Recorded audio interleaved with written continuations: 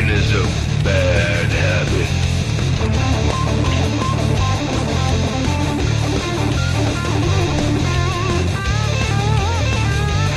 I'm gonna fake it till I make it, gonna drive it till I break it. If they love it or they hate it, it all comes down to fate. I'm gonna play it, gonna sing it till they don't wanna hear me no more. Trucking is a bad habit.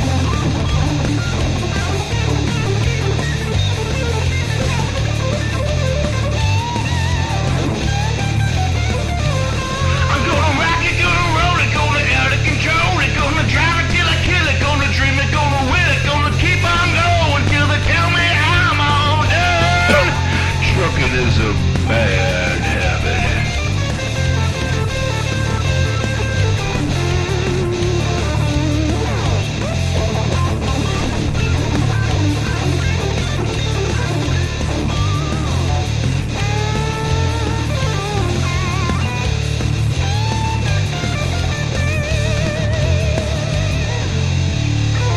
Trucking is a bad habit.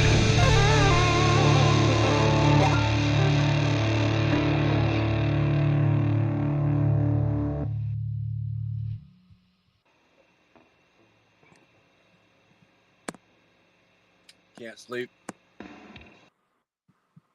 Can't sleep. You're going, what the hell, Pat? Yep, can't sleep. I don't know, insomnia? What do you want to call this? Don't have a clue.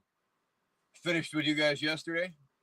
Hey, Joanna, what the hell are you doing up so early? Hey, what are you doing up so early? It's was it 3:30 my time, right? I'm in Eastern Standard Time, so it's 3:30. So I know for you, Pat, it's got to be what, something in the morning. It's got to be at 9 o'clock, something in the morning. You're probably just eating your cereal. Same with you, Camille. Camille's actually, it's backwards for Pat and Camille. Usually they're watching, it's nighttime where they're at, and right now there it is, it's daytime for them. So they're like, holy Christ, this ain't bad.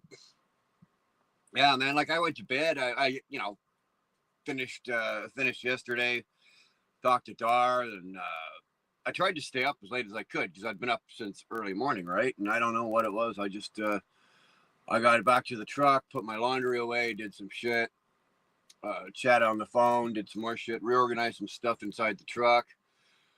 Next thing I know, here I am, fucking, I went to bed, I fell asleep. What's going on, Justin? How you doing? You like the beard? Not bad? Not bad. Actually, I was meant to brush it this morning. Like I said, I just crawled out of bed. I'm laid there. There's no sense if I'm going to lay in bed and just look around, right? Well, there's no sense in doing that. So, I will. You'll subscribe if I shave the beard. Well, you got to wait till July because I do it for charity every year. The channel does it for charity every year. Last July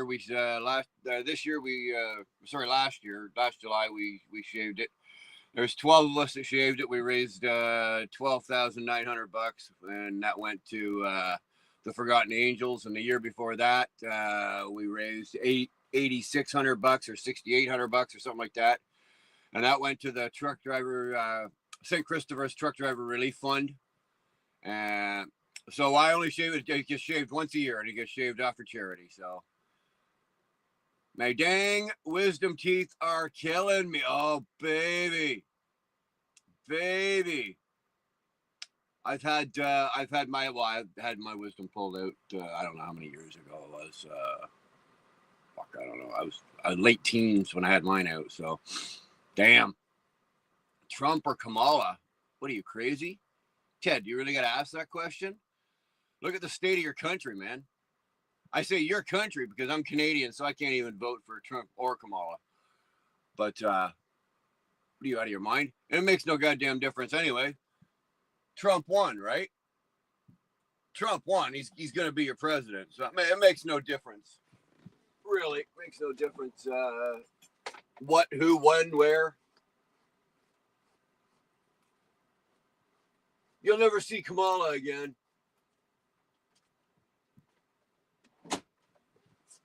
She's going. There we go. Is that better? Usually, like I said, that was the out of bed beard. You know, you got your bed head. I don't have any hair, so that was the bed beard.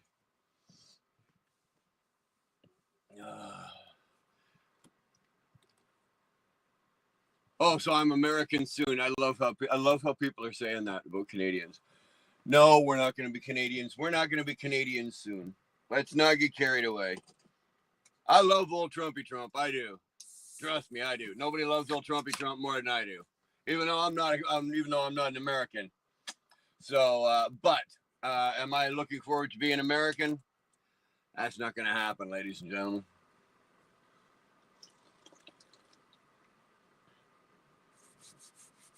We Germans are happy Trump made it. Was that Icky White?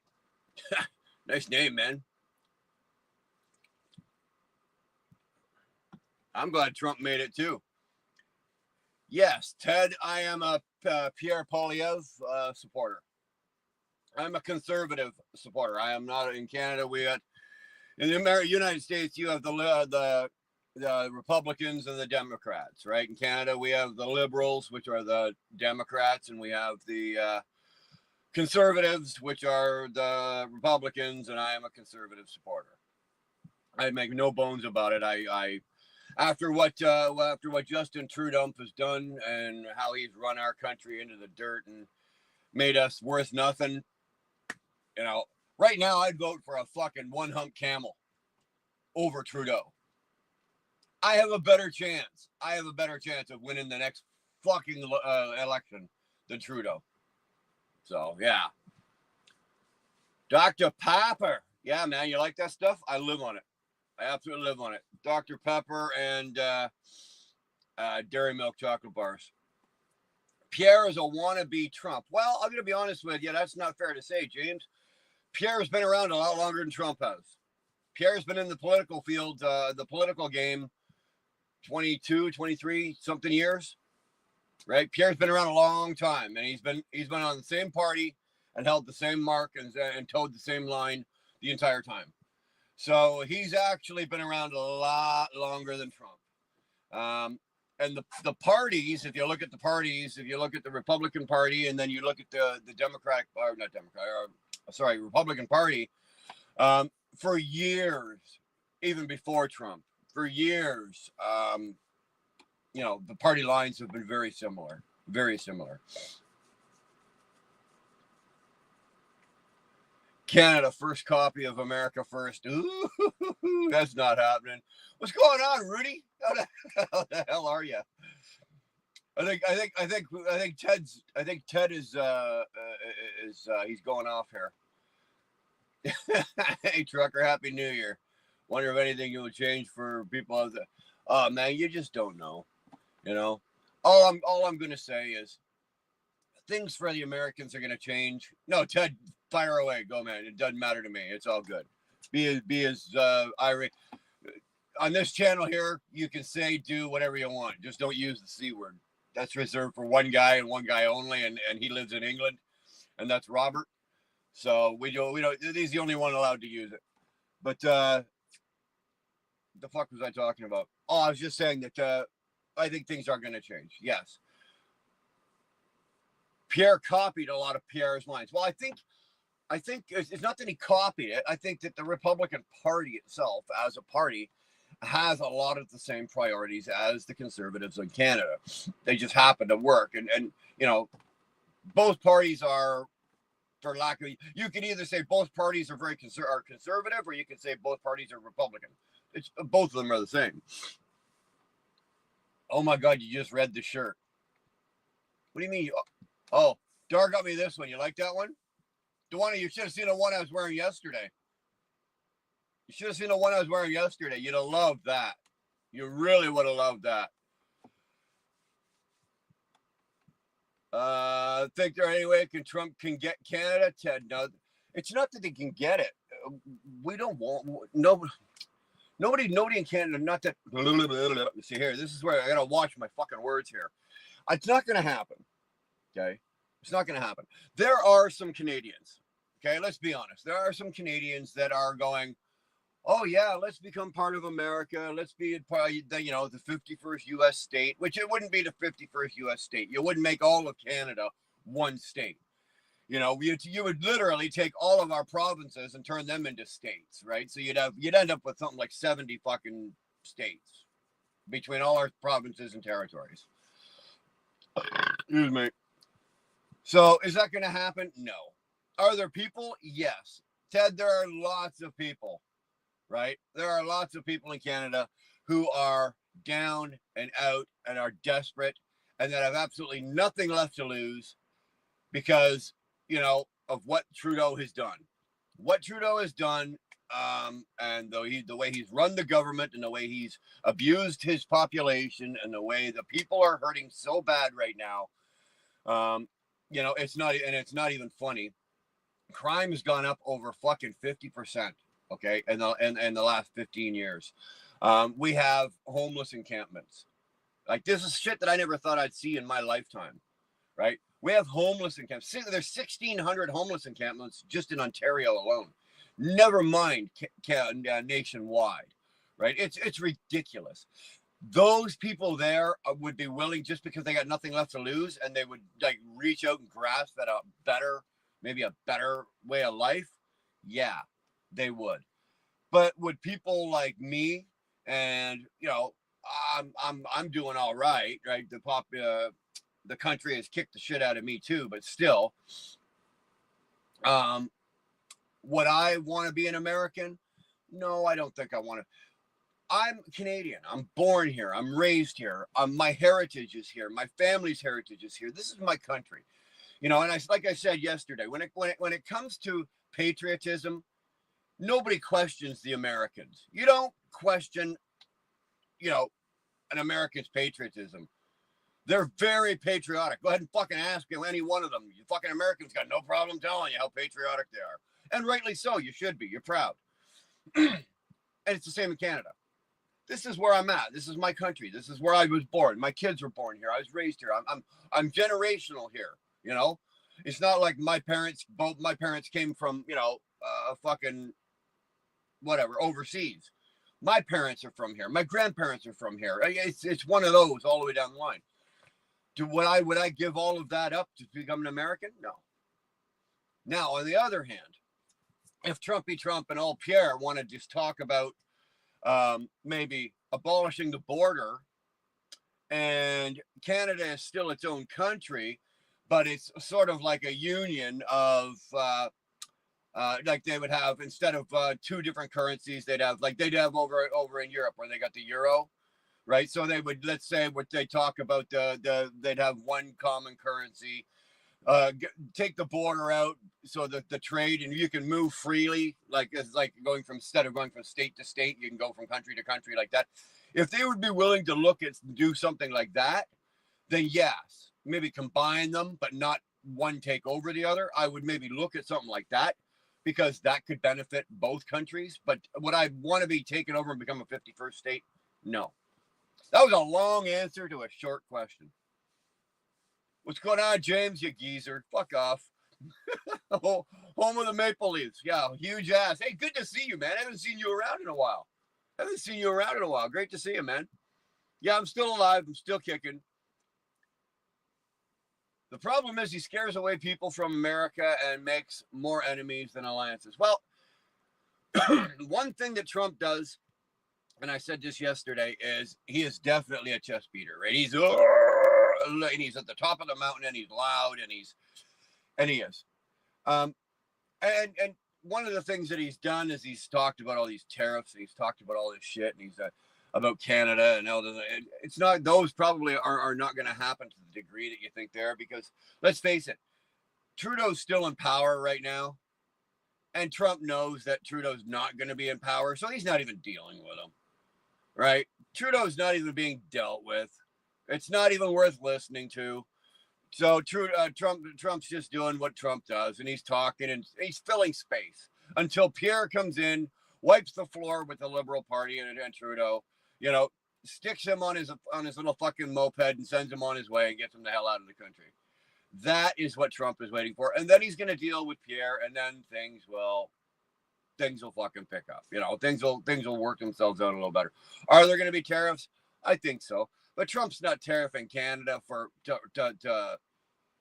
like most people think, or the way it's perceived. He's not tariffing Canada for all that kind of shit. He's tariffing it because he's actually trying to fuck his own companies, American companies. You like the shirt? I don't know. I don't know why. My wife got me this shirt. I don't have a clue.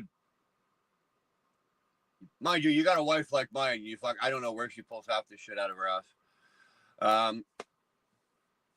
But what he's doing is he's putting the tariffs on. So all of the big companies in the U.S. that left, packed up, closed down their factories and their plants and all their warehouses, and they moved to Mexico. And then they shipped all their goods back, made it in Mexico for fucking 2 cents on the dollar, and then fucking shipped it back up to the U.S. He's putting a stop to all that. He's forcing all those companies to come back and build in the United States. That's what he's doing. You tariff the shit out of fucking Ford, Chrysler, GM, Carrier, any of the big major fucking companies that packed their shit and left and went south, right, and buggered off and went down to Mexico. You check right now. A lot of those companies, they've got a plant down there, and they're building a fucking car, or they're building a Carrier air conditioner, or a tractor, or whatever they're building. They're building it for 1/10 the cost of what they would build it for up here. Trump's making sure that it's too expensive to build it down there, and they're bringing it up here. So that's all he's really doing. And the biggest beef I think he's got with Canada is the border, and I'll be the first to admit it. Okay, Trudeau and the Liberal government, they dropped the ball on the Canadian border. I mean, fuck. Literally, you can walk back and forth across the border. I get back and forth, whatever. Part of the American problem is, yes, the Chinese and other countries are funneling people through Canada into the U.S. And we could, if we wanted to, step it up and knock some of that shit off for you.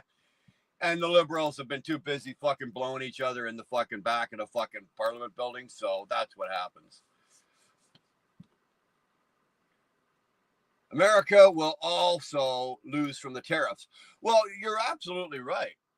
You're absolutely right, because you think about that, right? Let's just, for example, so let's just say that knife, right? That knife got made in Canada, and it's being shipped down to the U.S. Some company in America ordered this knife, right? Now they ordered the knife, and the knife cost, we're just going to use round numbers. It cost $10 or $1, right? So now we're going to put a 25% tariff on it, right? So now you're at $1.25, right? Then you got to pay the cost of freight, right, to ship it. Well, once this knife makes it down to New York, the guy that ordered the knife and is now turning around and selling that knife, he has to recoup that tariff. He's not just going to sit there and go, oh, I paid it. Okay, I'll pay the 20%, 25% tariff and then sell you that knife for the regular price. No, he's going to put that tariff in there. You guys in the U.S. are going to pay those tariffs, whether you know it or not. You're going to pay those tariffs, because if I'm down there, if I'm that guy that's knife seller in New York, and I'm selling the knives, I'm passing that on to you. I'm not paying the tariff, right? You guys will. Mr. B, it's great to see you again.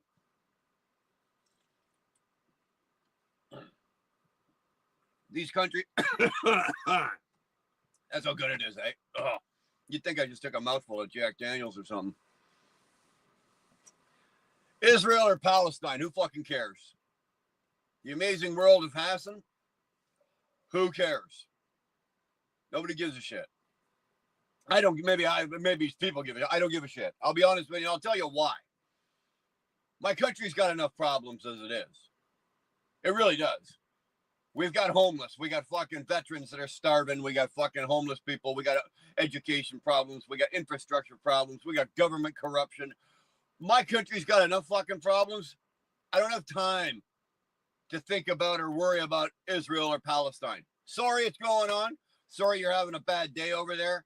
We got enough shit going on over here. And you know what? When my shit gets all straightened out, then you know what? As a Canadian and as a decent person, then I'll take the time and maybe go help you guys out, or our country will help you guys out. But until our country is back online, until our country has taken care of its internal problems and taken care of its own fucking people, we shouldn't be taking care of anybody else, which is another big problem that our government did. Like we spent what, 90 billion? We sent $90 billion to the Ukraine. Yeah, like we're ever gonna see $90 billion again. We're ever gonna see that money again. And if you think that's bad, think about what the Americans spent. War is good for trade. Grago, you are absolutely right. I said this yesterday, and I agree with it today. Same today. Every time, and I will use the United States. Every time the United States has a economic boom, what happened? It's a result of what? You just said it, Grago. War, right? Hey, Mr. B finished the kitchen. Whoa, did he? Sorry, I'm just I'm not even really paying attention to the comments. I've only been awake for about 20 minutes or however long this live's been going. I just sitting around, fucking laying in bed and whatever like that. We can make it in the U.S., not Canada. You can make anything. Yeah, and that's the other thing he's trying to do. That's what he's trying to do, Ted. He's trying to bring back manufacturing. The United States, during the 30s and 40s, was 20s, 30s, and 40s, used to make all its own shit. Used to be almost like self-supporting, right? And then they stopped. And then World War II came along, right? In basically 1941, right? You guys got bombed. December 7th, 1941, you guys got bombed. And what happened? It kicked the machine into fucking high gear. I gotta say the machine, I'm talking about the American economy, the American way of life. It kicked the machine into high fucking gear. And it took off, and you guys started. And then right after World War II, what happened? Your economy was fucking phenomenal. And it went on and on and on until it starts to drop. And then what happens? Then you've got another conflict. Your economy boomed in parts in the late 60s and early 70s. Then what happened? It fiddled, first you had the Korean, you guys called them wars, but it wasn't a fucking war. But you got the Korean conflict or whatever. That kicked your economy. Then the Vietnam thing happened, and that kicked your economy. Then you guys have been over at war in the Middle East for what, 25 years or so? What's that doing to your economy? Now it's not. Now it's a drain. And it's not just you guys. It's us. Good night, Joanna. Thank you, baby, for being here. Good to see you. Cripper blood. Oh, come on, Justin. Really? Cripper blood. Like I would care. Princess T, can I donate? To what? To Trump? Hey, if you want to. Mr. B, so far so good, man. Well, so I think somebody said that your kitchen's done, or your kitchen's done. All I'm gonna say, about time. Jesus Christ. It was a war, but Korea was a war. I don't know. I don't know what constitutes a war and what doesn't, to be honest with you. Like, obviously, World War II, one was a war. World War II was a war. Is Korea a war? The Korean War a war? I guess. Or was it just like a conflict? Or like, would you call what's going on like between would you call what happened there back in the 90s or in the 2000s, like with Saddam and all that kind of shit and all that going on? Was that a war? Not really.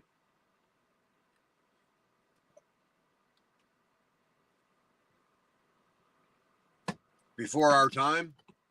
Yeah, but Ted, you got to think about it. Or sorry, not Ted, James, you got to think about it. History is what it is, right? If you don't fix the mistakes you made in history, you're going to make them again. What's the definition of insanity? Doing the same thing over and over again, expecting a different result. What the fuck do our governments do? right? They do the same things, same stupid shit over and over again, but they expect a different result. It doesn't work. Korean conflict. That's what I've always heard it was called, the Korean conflict. The Vietnam was called a war, the Vietnam War. I don't know. I wasn't there, right? I was born during the time, like I was born in '69. So, that's when the war was going on. It was actually in the height of it back then, but I wasn't there. So the reason NAFTA was created, thinking was if we send the manufacturing company to other countries, was so people could stop coming to the U.S. for work. Now, look how well that turned out. I think you're right on some degree. I think the NAFTA, North American Free Trade Agreement, was put in place originally for the original thought was to have a more free and open border to get goods and services moving faster between the three countries and at less cost. And you're right, Mr. B, it has not worked out. It really, I don't think it had to do so much with moving companies around. I think it had to do with more with getting product faster and with less hassle. How's your New Year going, Camille? So far, so good, man. So far, so good. I got nothing really to complain about. I went home over Christmas. So I flew home on I go home on the 19th or something. I went home on the 19th. I flew back here on the 2nd. So I had a really good time at home. Got to relax, hang out with Dar and whatnot like that. And it was nice because it was an extended stay. Usually I go home. I'm only home for 4 or 5 days at a pop. This was a little different. I was home for a couple of weeks, so I got to relax a little more, do some more stuff. Usually when I go home, I've got, like I said, 4 or 5 days. So you lose 2 days in travel, and that leaves you 3 days, and you got to, spend 1 day with your wife, doing whatever, and then you got another day. You got shit you got to do when you get home, and so you don't really get that chance to relax and to This was nice. I got to, Dar and I got to spend a couple of days up in the mountains. We got to fuck around. We got more time. There was a couple of days where I just didn't want to do nothing. I just sat around with my remote going click, click, click. And it was, that was good too. So I'm good with that. So, but New Year's so far, what are we at the 12th today? 11th or 12th, something like that. 12 days into the new year. I'm good with it. I'm having a good year so far. Trump's a G. He'll save the world. Well, Ted, you want to know what makes Trump so effective? He did something that nobody saw coming. First of all, the first time he went into power, it scared the shit out of everybody because nobody knew how to deal with him or how to work with him or what was going to happen with him because he had no track record. Like, look at Joe Biden. The guy's been in fucking politics since before I was born, right? So people know he's got a track record. They go back and they look, oh, Joe's this type of person. He's got this kind of temperament. He's liable to do this. He's da-da-da-da. Trump was nothing. They knew nothing, okay? Secondly, he's not a politician. He's not a politician. The man's a businessman. I would say a fairly successful one. He's had his failures too, but I would say at least he's a fairly successful one. And he didn't treat the country as in a political forum. He treated the country as a business. And basically it's about the money and the economy. You will make a country better. The better a country's economy is. Let's just face it. At the end of the day, it all winds down. It doesn't wind down to happiness and peacefulness and I'm so this and fuck that. It all winds down at the end of the day to what? Fucking dollars. Right? And if you've got them, you're in a better place. People say money don't make you happy. Well, it fucking sure as shit not having it will make you miserable. And he knew that. So he took the country and ran it like a business, right? Economy. Let's get the country making money. Well, all of a sudden, what fucking happened, right? What fucking happened? He starts putting policies in place and shit. Next thing you know, your economy's booming, right? Your economy did very well. I don't know if you guys are aware of it. But the 4 years that old Trump was in power, your economy was doing very, very well. It wasn't, it wasn't where it's at now, right? Your GDP was fucking awesome. Your employment rate was low. You guys were happy. People were happy. Shit was going on. So he treated it like a country. And the other politicians didn't know how to deal with that. They didn't know how to deal with it. They didn't know what to fucking do. So the best they could do is they rounded up all the fucking good old boys. And what did they do? They start fucking corruption. They start problems. They start fucking coming up with 100,000 things to indict them on. Oh, give me a fucking break. Give me a fucking break.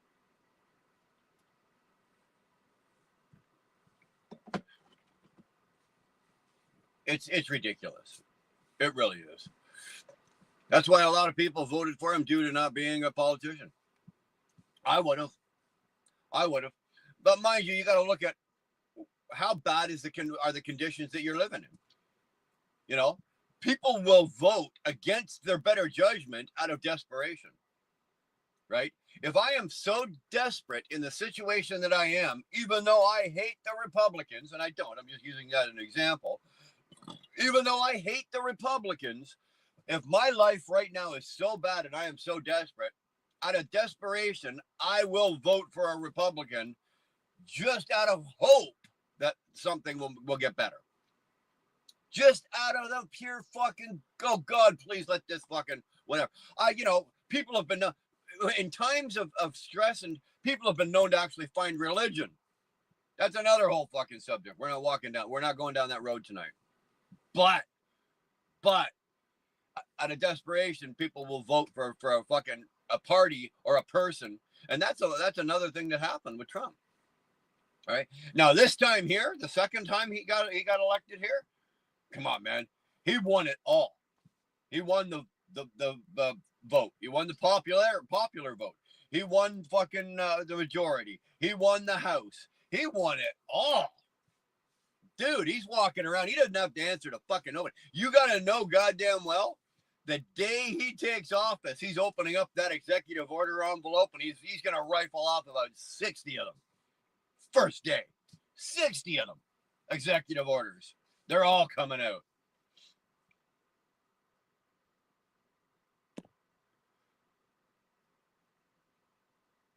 Our economy was great. There you go, Sherry, right? Your economy was great. The others fucking hate Trump because he did so well, and we saw it, felt it, and lived it. Exactly. Also remember this, okay? And politics is a money game as well. It is, right?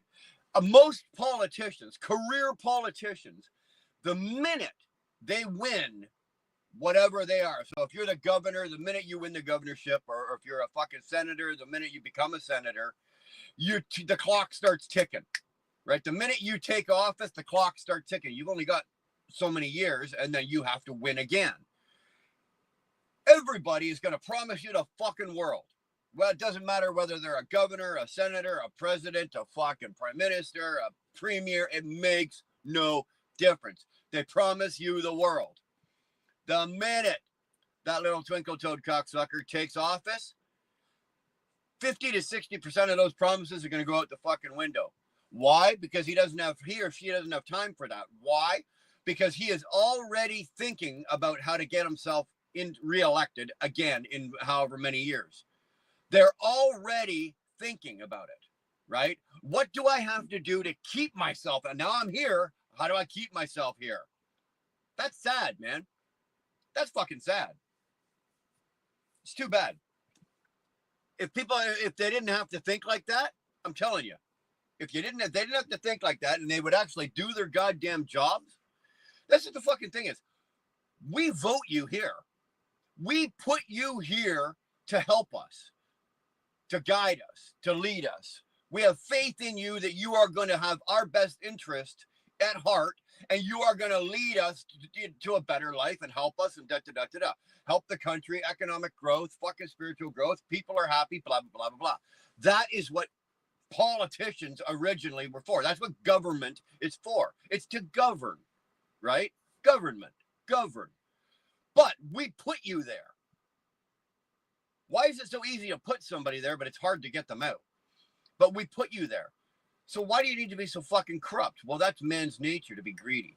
Once you're there, once you feel the power, right? Come on, boys.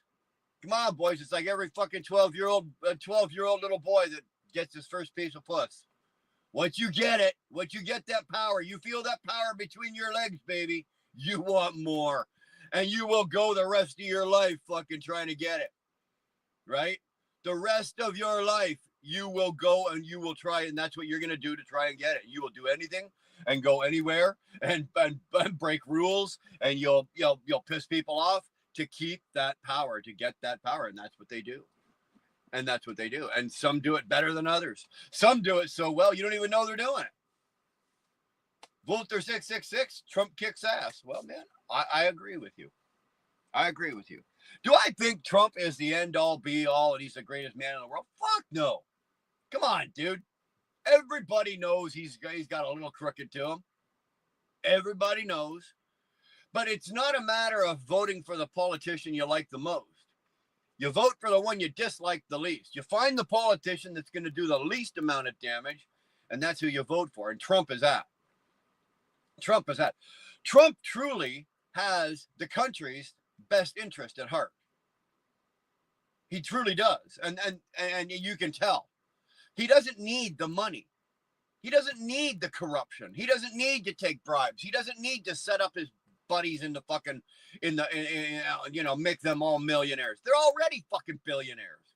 He doesn't need the fucking dough. He doesn't need the money himself. Right? So he's not corrupt. He's like Musk, Elon Musk. He's uncorruptible in that way. You're not going to bribe him. What are you going to bribe him with? I'm going to give you $100 million if you fuck off. He's already got $100 million. He's got $100 million he'll never spend in his lifetime. What's he going to fucking do? Take another $100 million? Give your head a shake. But that's one thing about him, you know?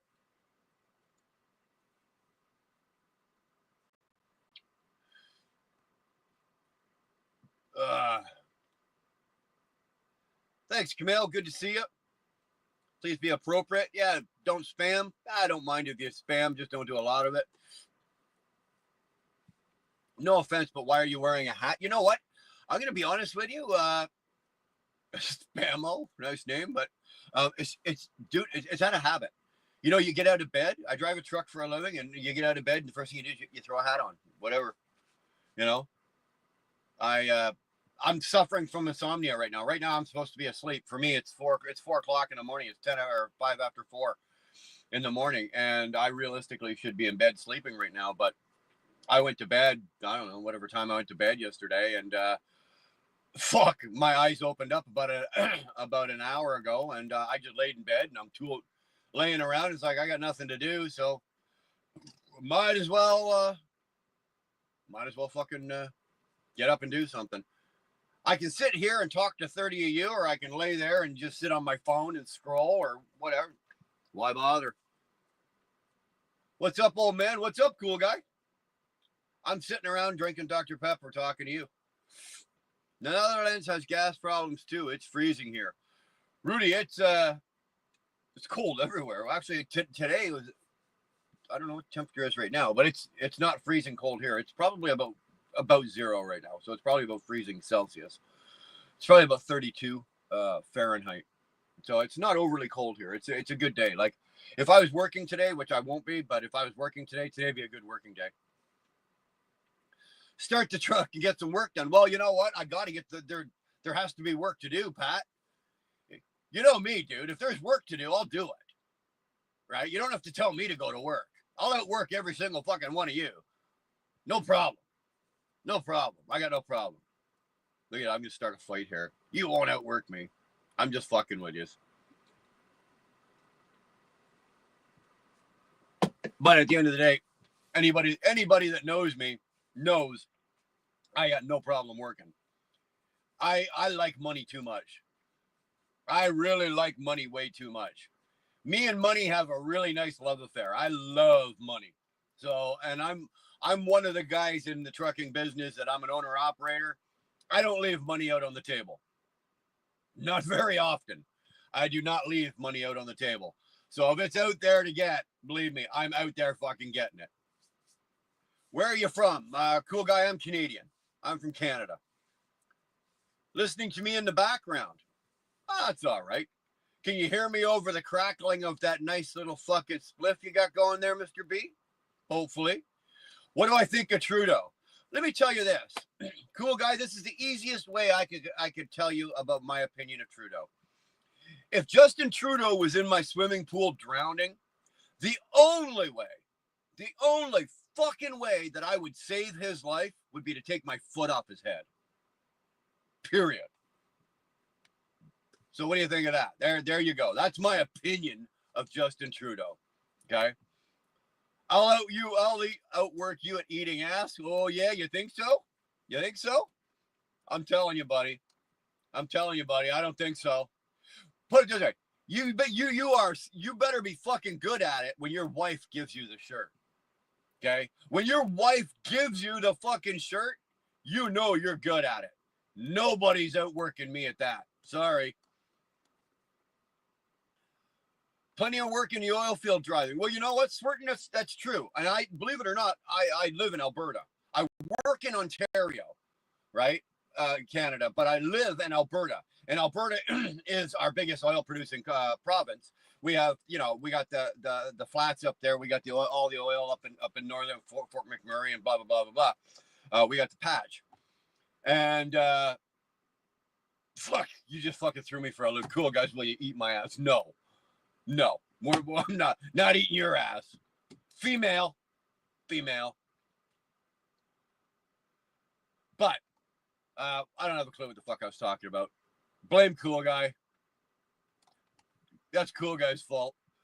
Very rarely do I come up short when it has something with something to say. That one there just threw me. Very rarely. Good job, cool guy. That is a 1 in a million shot you took, and it actually fucking hit. Good job. Just threw me right the fuck off. Don't know what I was talking about. I can imagine the bit, Pat. That's gross. You don't eat a dirty one. You get them fresh out of the shower. What are you talking about? Oh my God. I've seen her not much of an ass on that one. My wife? Oh, my wife's got a fantastic butt. My wife's got a fantastic ass. Andrea, Trump 24. Well, hopefully Trump is 24, 25, 26. Well, he's 24 is gone. It's not even going to be Trump 24. It's going to be 25, 26, 27, 28. What the shame is? True shame is that the fucking guy's only got 4 years. Right? The fucking guy's only got 4 years. Like in Canada, if like Trudeau's been in power for 9 fucking years. How some backwards motherfucker didn't walk out of the north woods of Ontario or Quebec with a long rifle and a scope and shoot and take Trudeau's head off at long range is beyond me. How he didn't get fucking shot is beyond me. I don't have a goddamn clue. I wouldn't have cried a tear if it did happen, but it's absolutely beyond me how that didn't fucking happen. And what about Trump? Love Trump. Good that Dara's sleeping. You know what? She's probably awake at this point. At 4 o'clock in the morning, Pat, don't be surprised if she pops in. She's probably awake, or she will be shortly. She has really weird sleeping patterns. But anyway, let's get back to whatever fucking we're talking about. Trump, fucking 4 years. Trudeau's been in power. If you guys if the U.S. would amend that, and you could actually a power could go or a party could go more than 8 years, because the shame of this situation is Trump's only got 4 years, so he's going to be working his ass off like a motherfucker. He's got 4 years to get this, and then the Republicans, whoever the next leader of the Republican Party is going to be, is going to have to step up and then win another election to keep the power and to keep the party in power. And if he doesn't, it's going to go back to the Democrats. But what's going on in Canada, and it happened at the end. I don't know if you guys noticed it at the end of the election. The Democrats had a feeling that they were going to lose. They knew they were going to lose. Same as in Canada. The Liberals know they're losing, so they're wrecking everything. They're making it so that it's almost unfixable in the amount of time that Trump has in power. That's what they're doing. You don't know shit about Canada. Really, Bed. Red Tundy. Bed Tundy. That is fucking awesome. Name like that. Explain. Elaborate.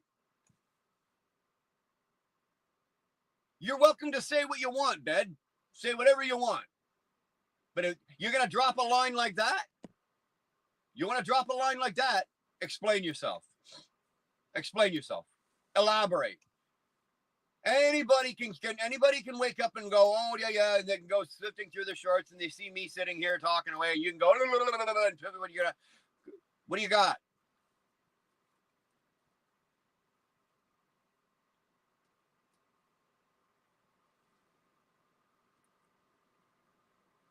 He hasn't stepped down now. He hasn't stepped down yet, Ray. He's still the prime minister. Okay, and you got to be very careful, okay, with Trudeau, because he's a lying, cheating snake. Okay, and he's got other ambitions. He said he hasn't retired. He's still in power, and he will remain in power until a new person, a new representative, is elected within the party of the Liberal Party. Once that has happened, that person will then become the prime minister.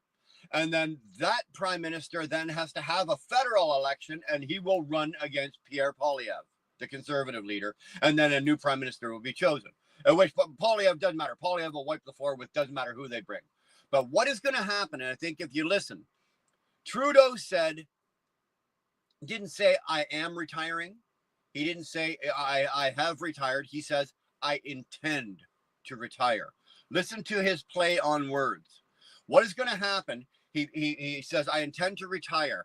He then went to the governor general and he put the government in prorogation, which means he ceased all government work, okay, till March 24th, whatever, March. And then what's going to happen, and that's from now till then, they have from now till then to elect a new leader of the Liberal Party, right, which will then be the new face, be the new prime minister, blah, blah, blah. Now, what's going to happen, and mark my words, this is going to happen, okay? The end of March is going to come and Trudeau's going to go, oh, we haven't been able to decide. We haven't been able to come up with a new prime minister. Oh, what am I? Meanwhile, what that little sneaky cocksucking twinkle-toed motherfucker is going to be doing is what he's doing is in the background, he's shuffling shit around. And then then the governor general is going to give him another allotted amount of time. The party, another allotted amount of time to come up. And then at the end, he's going to turn around and go, guess what? My party has support for me again. I'm going to run. Now, he knows I'm going to stay in power. But he knows goddamn well that he is not going to win an election against Pierre Poilievre. He's going to get killed. Right? So, but what he needs to have enough seats in the House so that him and his party are the official opposition. Right? If they do not make the enough seats to become the official opposition, and they'll be running neck and neck with the NDP, if they don't have that, then it's going to take them about fucking 20 years to build their party back up and to be in a position to be of any consequence to anybody. We will see, but I'm not that positive about Trump. Well, Rudy, you got to look at it in a sense like, you know what? Trump is a matter of an acquired taste. I don't necessarily, it's painful for me to sit and listen to Trump talk. It really is. I judge him more on what he does than what he says. That's really the only way I can do it. Yeah, you can just blabber media talking points about us. What media talking? Everything that I just said there was my opinion. What I just said there is of what my opinion is, of what I see in the world and the country around me and what's going on. That was all my opinion. There was no media points involved there. I'm telling you, Bed. You got to do, all I'm going to say is this, Bed, do better. If you want to talk about something, let's talk about it. I'll debate with you. I'll talk with you. If you're going to say something stupid, though, I'm going to call you out on it. And you're being stupid. No, it's not. That's what you've read already. Where did I read that? It's nothing new. That's nothing new. Well, I'm just regurgitating. Okay. Yeah. Regurgitation is what's out there. That, you know what? Hey, that I will agree with. But on the other hand, how does information get spread? How does information get spread? It's basically, for using your terminology and your own words, it's regurgitated. Something happens. People see it. They report it. And what do? They tell somebody else, and they tell this person, they tell that, and this maybe outlet tells this. It's regurgitated over and over again. So what's your point? What's your point? Give me something here, dude. Do better. You read what I said, bro? Evan, I didn't. Let me go back. It seems like they are weaponizing the carbon tax when it's needed to help the climate. It's more a transition tax for carbon. It's not a fucking... Carbon tax has nothing to do with goddamn carbon.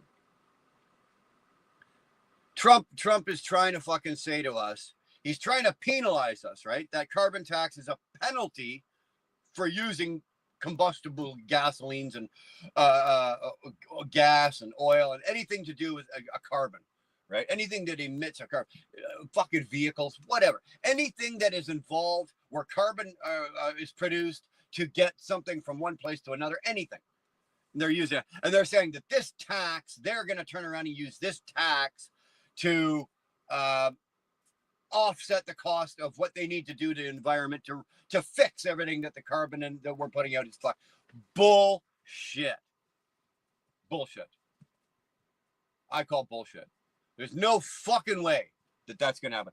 That carbon tax is there for one thing and one thing only. It is just a fucking grab because look at that. They blew the budget by $60 billion. Where's that fucking money coming from? Where's it coming from? If I wanted that opinion, I'd just read the National Post. So go read the National Post. What are you doing listening to me? You can go read the National Post. You can fucking sit around listening to me, or you can go listen to somebody else. It's your choice. Who cares? What you're saying here isn't that important either. So who fucking cares? I worry that JT will be gone and liberals will rally and win the next election and we're fucked. Jag, I don't think they do. I don't think they'd have I think they put out another list yesterday, the day before. I haven't seen it. I'll be honest with you. I haven't seen it. But I don't think they've got, like, they're not going to get Carney. Carney can't win an election. Krista Freeland, are you out of your fucking mind? She'd be in my swimming pool with Trudeau. Would my father foot be on her head? No, I don't think that she can win and beat Polyev. I don't think they can put forth somebody in the amount of time that they've got because they'd have to build them up. Freeland is already a known entity, and she's a failure and a loser and a fucking idiot and a fucking she's a train wreck. So is Carney. So anybody that they're going to put forward in the party right now is already known, and they're already not respected. They're already not liked. they've already got problems. So anybody they're going to put forth, it's not like you can take Carney, put a new Freeland, and put a new dress on her, put some new makeup on her, and she's a new person. Okay, hey, we're going to vote now. No, absolutely not. So they have to bring somebody out. They have to present somebody that is not known, and then they're going to have to build that person up, right? Build the person up, build a party around them, build it up, and then present. And then they don't have the time. You can't do that in the allotted amount of time that they've got. What's happened in Canada doesn't affect the U.S. very much at this moment. No, it doesn't. It doesn't. But the only thing that's affecting the U.S., Bed, is the fact that Trump is going to be in power like on the 20th, right? And that was he gets inaugurated. And he is going to have to, at some point or another, do business with Canada. He knows that Trudeau is not a realistic person to be doing business with, and he's not going to have to fucking, do business with him. He knows he's going to be working over the next few years with Polyev. So Trudeau's just a fucking fly on the wall. So that's one thing that will affect. I think the United States will not be able to do effective business with Canada until Poilievre comes into power. And Poilievre is going to come into power. 2 more likes for 20. There you go. You hit the 20. I take back that you don't know shit about Canada. Seems you know all about our shit. I appreciate you. Well, thank you, Bed. I don't know it all. But let's face it, I'm 55. I've lived here my whole life. I'm a business owner. First of all, I'm a husband. I'm married to a beautiful woman. I'm a father. I've got 6 daughters. I've got 6 gorgeous fucking daughters. Look at this. I've earned every fucking gray hair on this face. I've got 6 fucking daughters. I am a true Canadian. I've been here all my life. I'm a business owner. I own a small trucking business that I run and drive. So yeah, I keep my eyes open. I want to know what's going on around me. I wish more people would. I wish the next generation, my children's generation, I wish they would take more interest in what's going on in the world around them and in their own country right now. I really, truly do.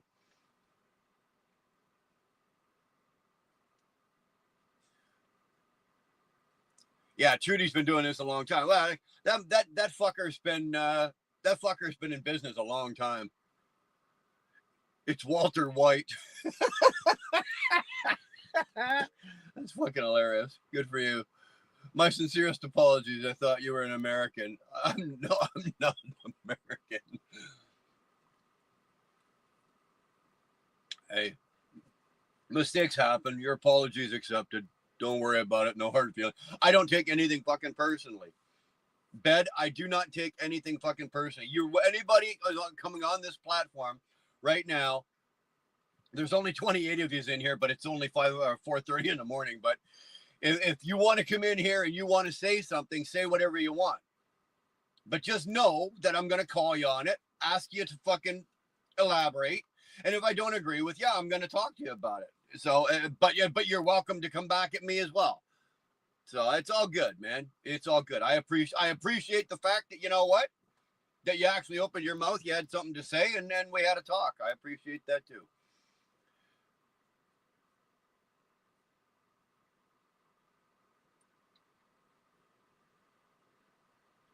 I look racist. Oh, so now you know what racists look like, do you? Yeah, you know what?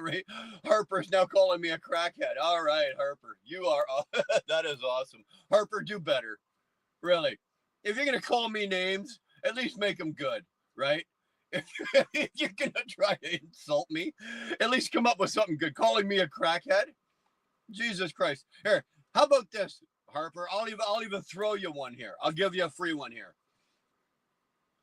I am a recovered drug addict. I was a crackhead. I've been clean and sober for 31 years. My dry date is March 21st of 1993. I've had no drugs or alcohol since March 21st, 1993. There you go. Run with that, you fucking whale tail. I love it. You do better, Harper. If you're gonna bring an insult, at least be good with it, right? Hit me with something good. Like, don't just go, boop, you know, bring it in and hit me with it, for fuck's sakes. Oh my God, gotta go. I'm gonna go to the shop for a bit. You have a great morning and be safe. Mr. B, always a pleasure, brother. Always a pleasure.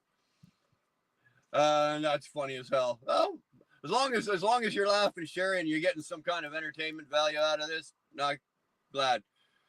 Jughead is useless and delusional to think he's gonna be put in power. This social media is pretty adamant that he is a serious candidate. In my mind, he should be trying to sell himself as an opposite. I think if anybody was smart right now, they'd be bailing out of the fucking Liberal Party and sitting out a cycle. Sit out a cycle. Let the Liberals fucking go back and lick their wounds, you know, stick their head between their legs and lick whatever they got down there. Let them do that.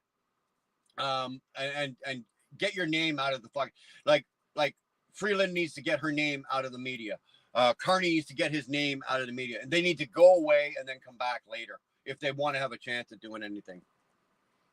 Congrats, I got 15 years. Raise motor life. That is awesome.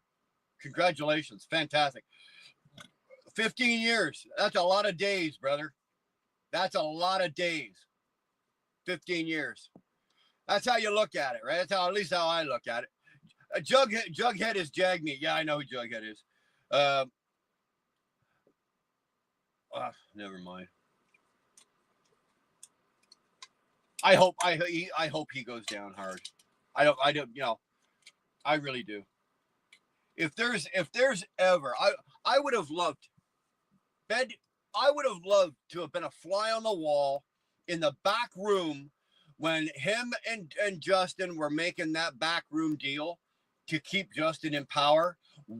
Because let's face it, Trudeau didn't just promise Jagmeet, okay, we're going to do the dental thing. He didn't just promise him this, and this. He promised him a whole lot more. It's funny, though, and I have no proof of this. It's funny how Jagmeet all of a sudden is now being, touted as a traitor, and he's driving around in a Bentley, and he's got $5,000 suits and all of that. None of that happened until he started to prop up Trudeau. Now, I'm not saying that Trudeau paid him or the Liberal Party, compensated him or there was a backroom deal. But I don't know. If you put the timelines together, right? Jagmeet all of a sudden Jagmeet went from having a net worth of $400,000 at one point, and then he starts propping up Trudeau, and all of a sudden his net worth is fucking $7.8 million. That make sense to you? Makes sense to you? Makes sense to me. That don't make sense to me.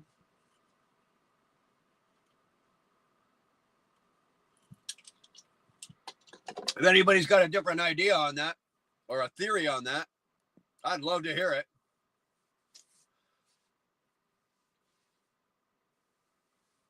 Come back with a good one or you're getting timed out. Yeah, there you go, eh?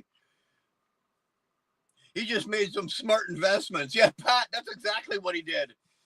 It was a short term, though, right? He wasn't going for the long game. He was playing the short game, and he played it, and he did well, didn't he? Whatever. I'm not saying that Jagmeet took bribes,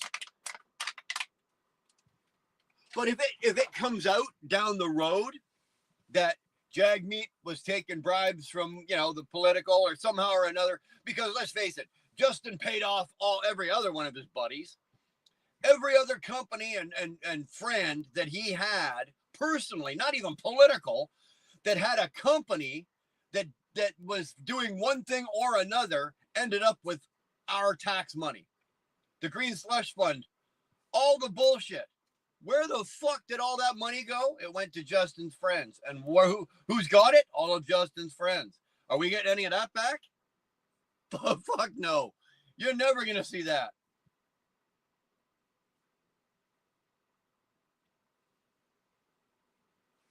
Being a truck driver, you ever find it hard to stay in shape? Yes. My weight goes like that. If I am not careful and let myself go, my weight can get out of control very quickly. I started like a few years ago. Well, actually, not a few years ago, but two years ago. I was I was up around 260 pounds, Evan. And right now I'm at about 220, 225. And I've got about, I'd like the doctors and everything would like me to get down to about 200, but fuck that. The last time I weighed 200 pounds, I was 19 years old. I'm never going to get that back down into a trim fighting weight. Are you crazy? 200 fucking pounds? I'm 55 for fuck's sakes. So yes, I do. But a lot of what I do is it has to do with energy, time, meals, and the time I spend in and out of the truck. I do heavy haul. I do flatbed. So I do dedicated, and I do 2 loads a day. So I load and unload a flatbed trailer twice a day, every day. So that keeps me fairly active. I don't just load my trailer, drive for fucking 10 hours, park my truck, drive for 10 hours, park my truck, drive for 10 hours and then unload. I'm very active that way. But when at the end of my day, usually I do get out of the truck. I do some physical activity. I do some walking around. I do this and that. But I think the most important thing is your diet. It's that diet. It's your diet. It's what you eat and what you're putting into your body. Now, am I a big vegetable eater? No, I don't eat vegetables. I don't eat anything like that. Am I on the carnivore diet?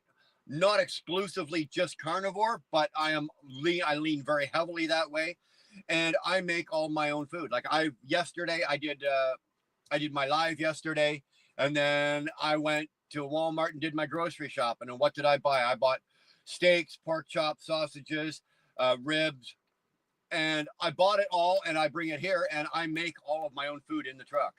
I don't buy food. I don't. Once in a while, just to get out of the truck, I'll have a meal. Like I'll go to a restaurant and have a meal, and I do my best. I was actually talking to Pat about this, right? I do my very, very best when I'm at I don't eat at truck stops. Try to find like the smaller mom and pop truck stop or the mom and pop like a restaurant. Stay away from you don't go to McDonald's or Wendy's or anything like that. Stick with, the small restaurants if you can. But yeah, I do that more just to get out of the truck, right? I've got enough food in this truck to eat for this entire week. I don't have to worry about that. And everything that's in this truck is easy to make. It's fairly quick to make. There's no added, there's nothing's processed. Like it's a steak. It's a pork chop. They're sausages, there's no added chemicals. So I know, and I have full control over everything that I put into my body. So that was a big page turner for me, knocking off all the preservatives and additives and all the chemicals and all the bullshit, eating a little more pure. Now you'd probably get that from eating salad. I just don't want to eat salad, right? I've never eaten vegetables. So to answer your question, Evan? Yeah, it's hard at times. But I feel good. That's the thing. At 55, I'm feeling better now than I did probably in my late 30s, 40s physically. I'm in better condition, right? I'm in better condition. Like I've also been working with a light program just for toning, right? Muscle tone, right? Like I've got definition again. Like I don't have like fat hanging off the sides or anything. At 260 pounds, right? You have those like rib, like right now you can see my ribs. I've got pecs. I've got arms. It's nice. And at 55, I'm okay. I'm okay that way. I'm physically strong. I'm not a monster by any means, but I'm physically doing okay.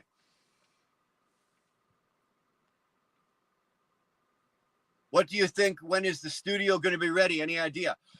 Camille, we were talking about it yesterday. The problem we've got is we need to run power to it, right? And right now the ground is absolutely, in Alberta, the ground is frozen, cock stiff solid. So for me to get an electrician to come out or get a company to come out and run power out to the studio, because the studio is a separate building, for me to get that, it's impossible to do. Everything depends. You got to run power out to the building first. Once you've got power, the studio itself to put in is fairly will not take long. It'll be a fairly quick process. It's to get the power in. You can't build everything and build the studio and then run the power out to it, right? You have to have the power run out to it first, because I don't want to have to. I wouldn't want to build it and then have there be a problem with the power and then have to move or do anything. So I'd rather do it in order. Run the power out to the building, get the power out there, and then you build the studio you want. So we're probably looking at early spring. What are we in? January now? February, March. End of March, beginning of April. As soon as the ground fucking thaws. Hey, look at that shithead Zelensky. I think it was last year when he said that they are missing 16 billion euros, and his mother-in-law bought a 10 million pound mansion in the UK. Well, it's the same thing here, dude, right? All these politicians, fair. Here's a perfect example. Take the Obamas, Biden, Trudeau, any of these fucking ass clowns. They come into power, and they're again, well, like I said with Jagmeet, they came into power, right? Obama came into power. He was worth what, a couple $1 million? That man has got generational money now. Generational money. Come on. You can't go into politics worth $1 million and come out in fucking 8 years worth, 200 million. Book deals and fucking giving speeches pay, but it doesn't pay that much. Howdy, I'm on my lunch break. There's a rumor that the Governor General is going to call an election. Seems fishy. Oh, Rage, I don't know. Would I like to see that? I would love to see that. But you got to remember, Rage, the Governor General is a liberal. Governor General was put there by Trudeau. Right? That's not an elected position. That position is put there. Let's go to Vegas. Yeah, woohoo. Sister Candace is watching your stream. I'll go to Vegas. Love Vegas. Love Vegas. Anybody want to go to Vegas? I'll go. Just say the fucking word. Let's go. So it's on hold. Yeah, it's on hold because of the cold. And that's the other thing. The studio, it would be awful hard. Not hard, but it would be really difficult to actually build. Like the building itself is up, right? But it needs to be insulated. The proper flooring needs to be put in. So it needs a lot of all of that. And that's a bitch to do in the winter. Nobody wants to work, when it's minus fucking, nobody wants to work when it's minus 25. You want to work? Tell you what, Camille. You come on over. You can live at my place. There's lots of room. You get your own bedroom. You hang out there. And during the day, you can build my studio. There you go. We'll feed you. We'll clothe you. We'll fly you over. Jojo, no, they don't. No, he doesn't. Look at this. This guy's right up there. We're talking fucking class A fucking steward here. Look at this. Come on, Jojo. No, they don't. No, he doesn't. You don't even love Vegas. Woohoo! Man, I think the hamster stopped running on the wheel in Jojo's head. I don't think the elevator quite makes it to the top on that one. Good job, Jojo. Keep it going. That's the funny thing about this, when you do this, because right now it's in the shorts. Right now this live stream is running in the shorts, so people are just flipping, right? Flip as you do. Everybody does in shorts, and then they see this. Type. Jojo's gone. He's over there talking to somebody else going, no, he doesn't. No, he doesn't. Elevator's going. Yeah, there you go. See, we just proved, Jojo, the elevator's not going. You can't even talk. If you're going to be a dick, at least be a good dick. If you're going to be a dickhead, be a good dickhead. If you're going to insult me, make it a good insult. Really bring it. Saying stupid shit on a live stream just so you can look up and see your name with words beside it to give yourself self-gratification while you're fucking got your hand wrapped around your dick and your thumb in your ass. Hey, if that's what it takes for you to enjoy yourself, then do it. But if you're going to do it, fucking do it right. I'm here, jackass. Okay, jackass. I'm telling you. Dar got it for me, Jerome. You like that one? Not bad, eh? Jerome, you missed yesterday's live stream, but here, I'll show you the shirt I was wearing for that one. Dar got me this one, too. And Jerome, if you like this, you're going to love this one. Hold on.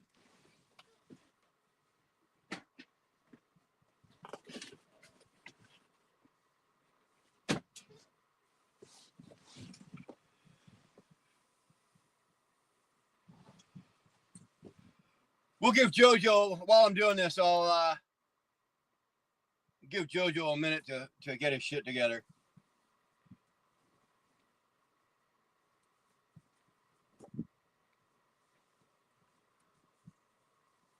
Here you go, Jerome. This is the one Dar got for me as well. I was wearing this one yesterday. Not bad, eh? You know you're pretty good when your wife's buying your shirts like that. Ugh.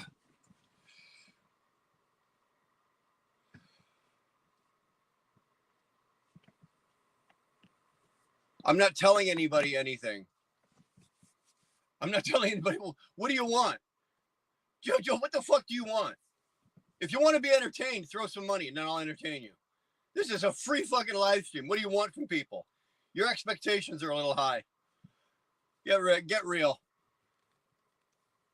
Your shit is compacted? Well, yeah, I guess so. You take it in the ass enough times a day, your shit will be compact. Not bad. Jojo, do better. Do better. Jerome, you like that, Jerome? Not bad, eh? Yeah, pretty good. Two-seater. Come on, Camille, you don't understand that? Don't make me have to explain it. Don't make me have to explain what that shirt was. You better understand this one, man. You do better. It's my stream. I can do whatever I want. You're welcome to just scroll on by. Bye. I want my $0 back. Hey, Fred, what can I say? There you go. It's all you. You guys come up with the topics. We'll talk about it. We've been talking politics. We've been talking fucking Trudeau, Trump, government, U.S., whatever you want to talk about. Trucking. I don't give a shit. Canada said they're going, they want to gain more provinces, Oregon, Washington, and California in response to Trump's quips. Mr. Sloth, first of all, we couldn't afford California. California has more people in it than Canada, right? The state of California has as many people as the entire population of Canada. Canada is the second largest country square mile wise in the world. Russia is the biggest square mile wise. Canada is the second biggest square mile wise in the world. And there's 41 million people in it. California, sitting on the west coast of the United States, has more people than fucking Canada does. So we can't afford that. Would we want to take over any of those states? Oregon? No. Montana. I wouldn't mind getting my fingers and my hands on Montana, right? Montana is the state connected that's attached to the province that I live in Alberta. So would it be nice to be able to cross the border and not have to cross into Montana and not have to worry about going across the border? Hell yeah. I like Montana. But is it going to happen? No. Do you really think that America is going to fucking hand over Montana or Oregon or Oregon? What am I saying? Oregon or California? Hell no. What the F was I thinking? Holy crap, it's cold out as a bitch out there. Well, what the hell are you thinking? Come on, old man. Mind you, I'd rather freeze than fry any day of the week. Like, I don't know what it is about you guys, but like, if you're hot, you strip down, right? You can take clothes off. You try to cool off. But once you get down to naked and you're hot, you're still fucking hot. At least if I'm cold, I can put something on and warm up. But naked and hot, that sucks. Unless you're in bed with your woman, or in JoJo's case, you're in bed with your thumb and your rubber toy. I understand that one, but not the two-seater. I'm not explaining that to you.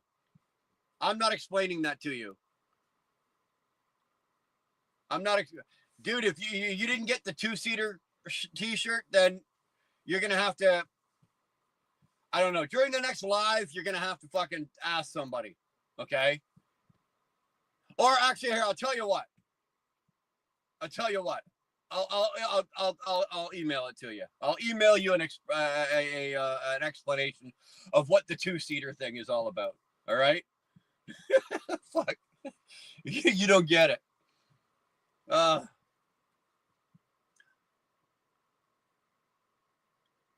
cold can it possibly be in North Carolina? Dude, like what you guys consider as cold is a walk in the park for us. Like right now it's 32, it's about 32 degrees Fahrenheit or 0 Celsius here in Canada. And I realistically, I could just throw a hoodie on with a pair of jeans and I can go outside in this. Like that's, for us, that's okay. That's normal. Right? So, if you guys are, yeah, and then we go down south and we see you guys running around, we'll go down and we got our trailer offloaded and it'll be 10 degrees Fahrenheit and you guys, you got your hat on and a parka and fucking snow pants and your boots. And it's like, you guys expecting some fucking weather here or what? Greenland is the next USA state. Now, I was watching something that, what the fuck was I watching? I was watching something yesterday or the day before saying that, Trump would love to get his hands on Greenland only for the resources, right? For the resources. Greenland is of there's really nothing there. The resources, the natural resources, right? Especially the oil and gas. There's a lot of it up there. Were you in Ice Road Truckers? No. I was not in the show, but I have done ice road trucking. This year we didn't go, believe it or not, because of weather. The ground, the freeze didn't get deep enough into the ground. They could not sustain the roads. They built a couple of them up there in the beginning to see if they could, and the roads just kept falling apart because we could not sustain the negative freezing temperatures long enough to sustain the road, and it fell apart. So this year there was no ice road, no trucking up the ice road. So last year we went up. I'd like to go up next year. We're gonna go if the ground freezes and it's time and it's good to go. I'm gonna go. 20 degrees in Maryland. It's not bad. 19 in Tennessee. Now you're talking Fahrenheit, right? Are you talking Fahrenheit?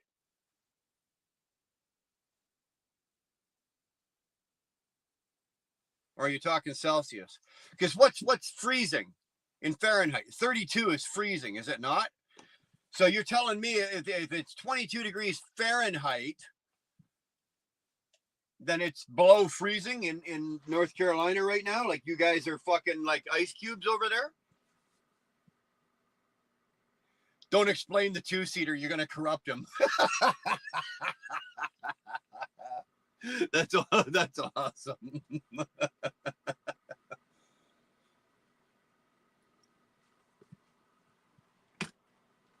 Oh, that's fucking wicked. Greenland is part of Denmark. Trump talks a lot. You guys know that, right? Trump just talks a lot. You guys know as well as I do that Trump just talks a lot. Is he going to take Greenland? He can't take Greenland. You can't just walk up to a country, Canada, Greenland, or whatever. You can't just walk up and go, "Hi, I'm Donald Trump, President of the United States. I would like to buy you."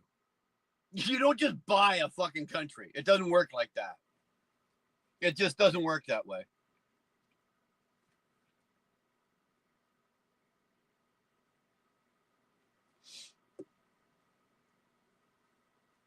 So it's a joke. When you see shit like that happening, it's just a fucking joke. Have you talked to James Best, and are you still selling your truck? James was in my live yesterday. It was great to see him. He was in there for about 2 hours with us yesterday, and the truck will be going for sale.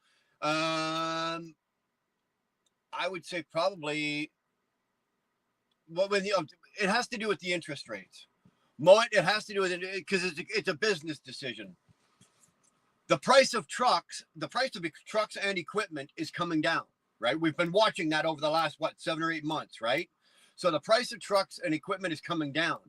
The problem, Moet, is that the interest rates, at least in Canada, the interest rates are not coming down. It doesn't make sense. Let's just say a truck 6 months ago was 170,000 or 180,000, and now that truck is 150,000, right? But it doesn't make sense to buy a $150,000 truck with a 13.5% interest rate. You might as well buy the $180,000 truck with the 7% interest rate. It comes out the fucking same. But in the long term, it doesn't. If you buy a $150,000 truck at a 13% interest rate, it sucks balls. So what I'm waiting for and what we've been advised to do is we've been advised to just wait. Let Trump come in. Let some of the political bullshit, fizzle out, and watch with the interest rates. And probably that'll probably be happening probably sometime around the end of February, beginning of March. Well, as long as the price of trucks still keeps coming down, hopefully the interest rates will start to come down and follow suit as well when a lot of this settles down. And then will be time. Then we'll be in a better position to buy a new truck. I'm probably not buying a used truck. If I do buy a used truck, it'll be, for example, right now I can buy a 2024 because the 25s are out.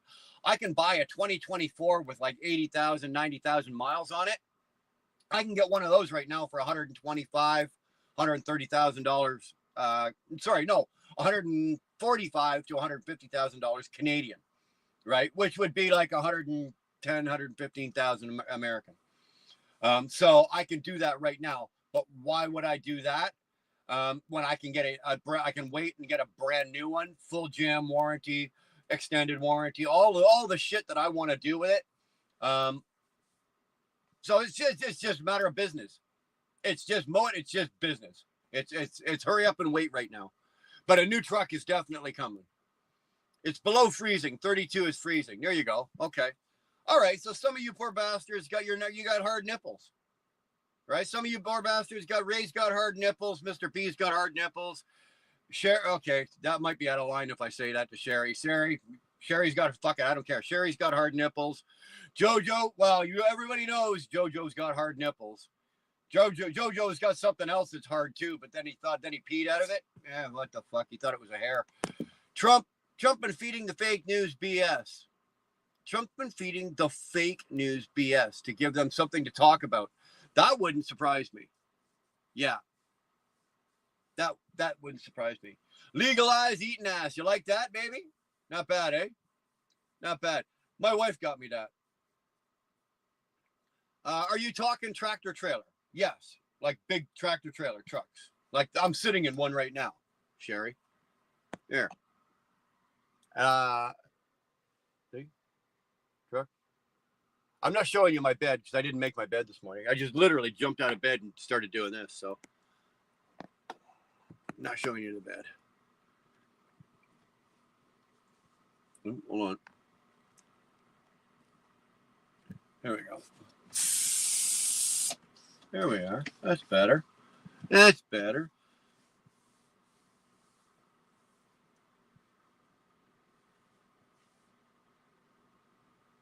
No, I'm not talking regular pickup. I don't drive. I don't even drive. Believe it or not, I live in Alberta. I'm a truck driver, and I don't own a pickup truck.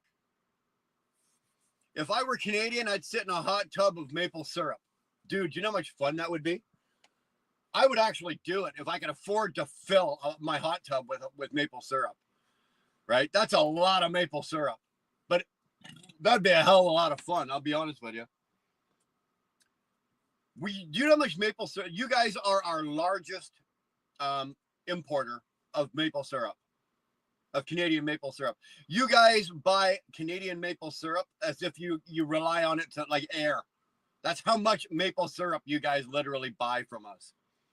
We have sections of our country with trees that are tapped for maple syrup just for you. That's how much of this shit you buy.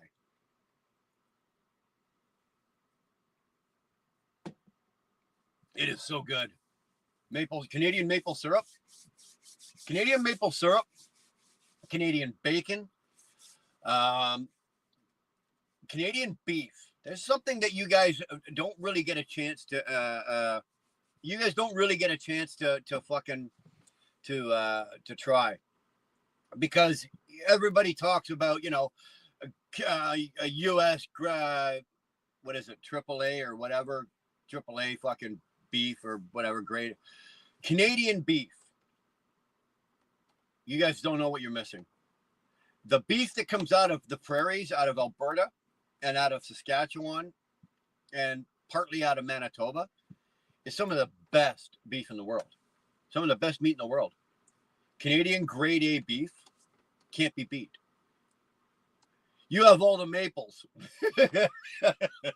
That's what it is, Sherry. We've got all the maples, and we're holding them. You ain't getting none of them. They're ours, motherfucker, and you ain't getting them. Go get your own fucking maples. You're not touching ours. We have all the maples. Okay. Putty Cat is here. Everybody get ready. Here it is. It doesn't matter how nice the soap smells. Never let anyone see you walk out of the bathroom sniffing your fingers.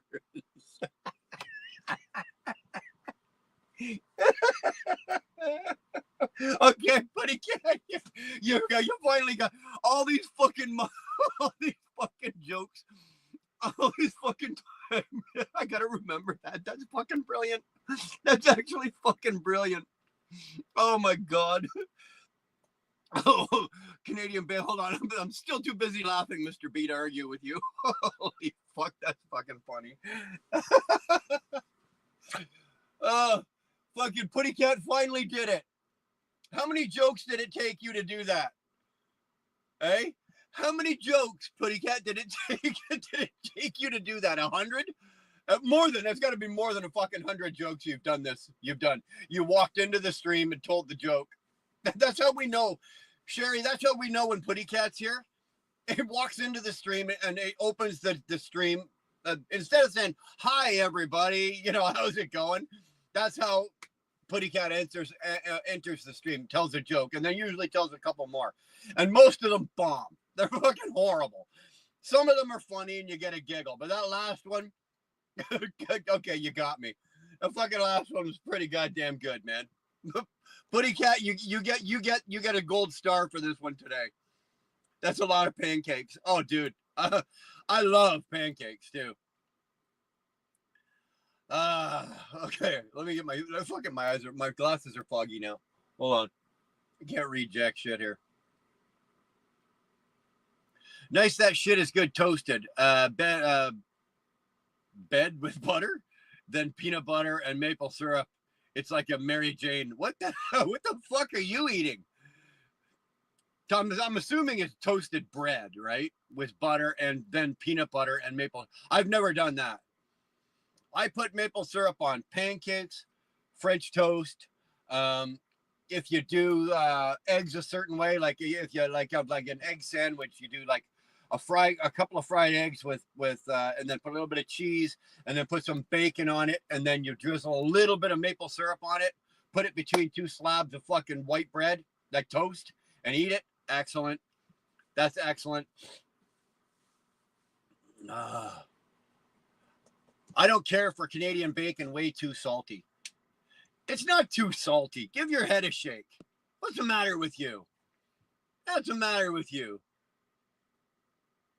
It probably took me at least 100 jokes. Yeah, I think you're right. You know what? That was good though. That was good. I'll be honest with you, man. That was fucking good. Or from experience. Oh my, that's great. Bed with yes. What the hell, yes. You got fat thumbs there? You're sitting there like, I don't know, are you on a keyboard or are you on a phone? Or are you talking, texting? Maple syrup is one of those things you can put on anything. You can fucking drink it, right? You can literally fucking drink it. You go to my house, if you were at my place right now, there'd be probably, we've always got that bottle of the fake maple syrup, right? Like the Aunt Jemima or whatever they call it now. Everybody's got a bottle of that. But then there's, I've got my father-in-law. He lives up in Sault Ste. Marie, and that's up northern Ontario.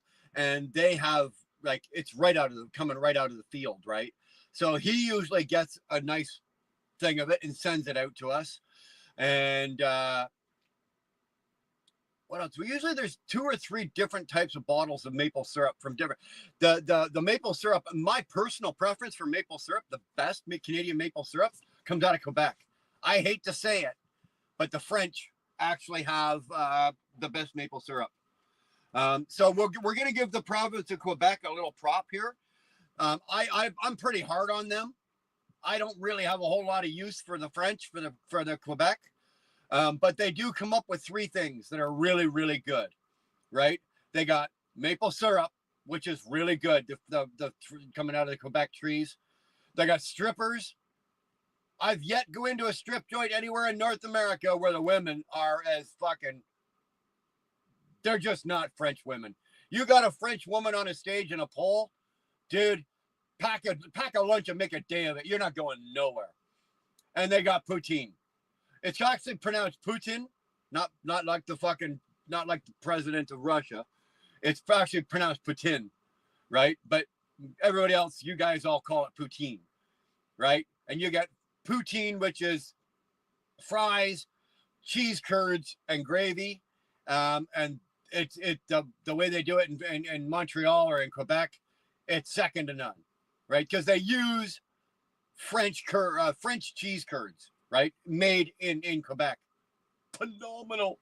Not as good as the strippers. Don't get me wrong. Not as good as the strippers, but fuck, are they good? So we'll give Quebec props for three things. Okay, they get strippers, they get poutine, and they got maple syrup. Other than that, I really got no fucking use for them. I wonder if there's a drink at a bar that also includes Canadian maple syrup. I don't know, but I know that, you've got like, you've got Jack Daniels and Jim Beam, and they've got different variations of, they got Jim Beam honey, and they should fucking, if Jack Daniels and Jim Beam, if those distilleries were smart, they'd go with like a Jim Beam with a Canadian maple syrup, right? With a maple, instead of doing like the Jim Beam honey or the Jim Beam or the Jack Daniels vanilla or whatever the fuck they're doing, right? Whatever they're doing, they'd probably do really well if they did the maple syrup.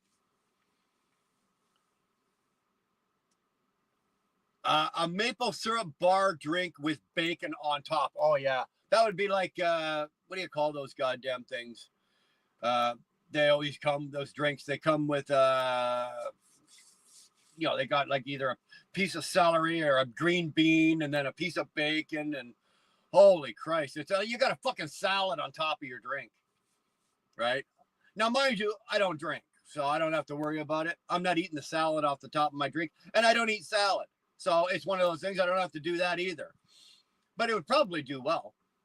A maple syrup bar with with bacon on top. Hey, Santa Claus, are you real? How old are you? Depending on how old you are, will depend on what my answer is. Sherry's saying no alcohol. Well, no. Look at me. Look at me, right? I'm already wired enough. This is me.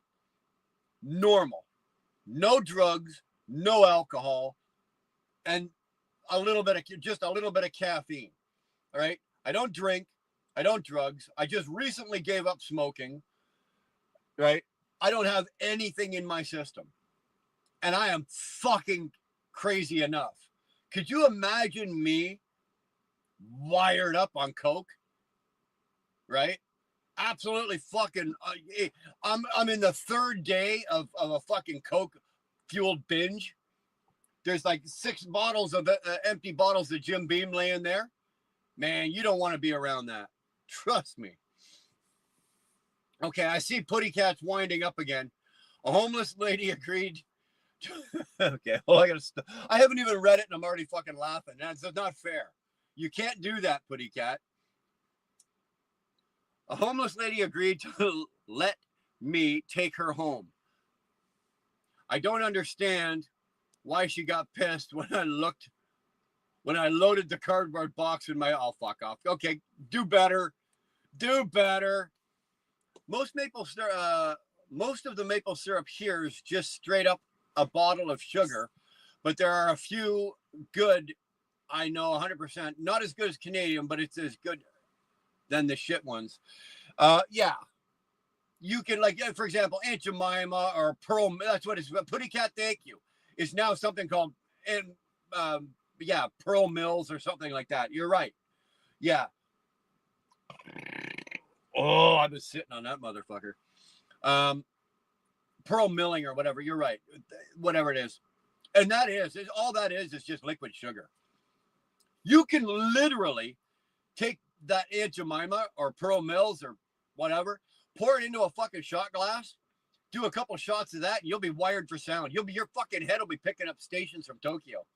That's how much sugar is in that, right?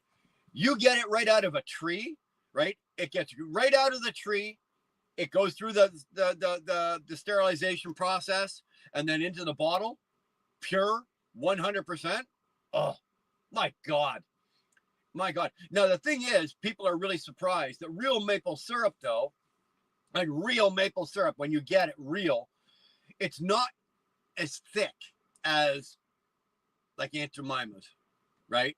It's not as thick. People think that they get the bottle of maple syrup and they start to pour it and it comes out a little faster. I don't mean doesn't come out like water, right? It's definitely got some viscosity, some thickness to it, right?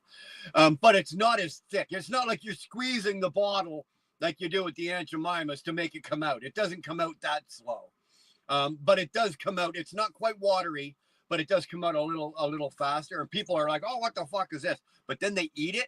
Oh my God, I'm getting fucking hungry here. I'm gonna have to go fucking grab one of the trucks and go grab something to eat because now I want pancakes, and I don't have pancakes here.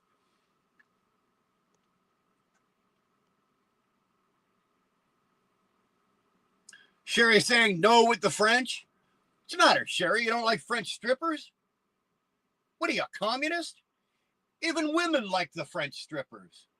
You don't have to be gay not to appreciate a good French stripper.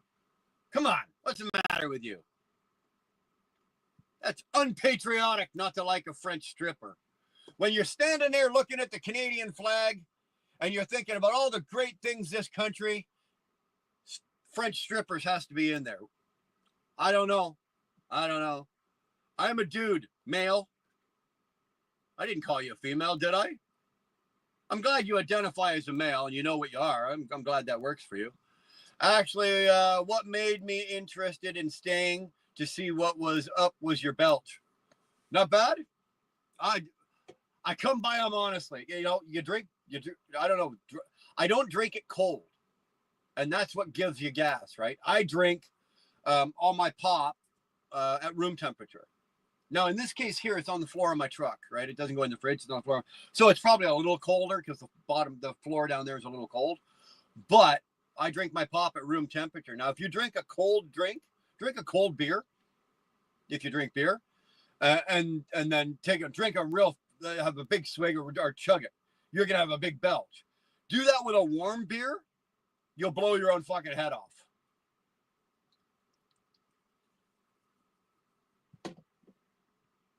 It's nice that I'm attracting viewers by how much I can belch. I parked my car outside Parliament. Sir, you can't park here, said the cop. This is where our politicians work. Don't worry, I've locked it. Okay, not bad. Moto Bomb, Virginia. What's going on, Dean? You're up early, 5 o'clock. Would you shit the bed? What's the matter with you? What's the matter with you?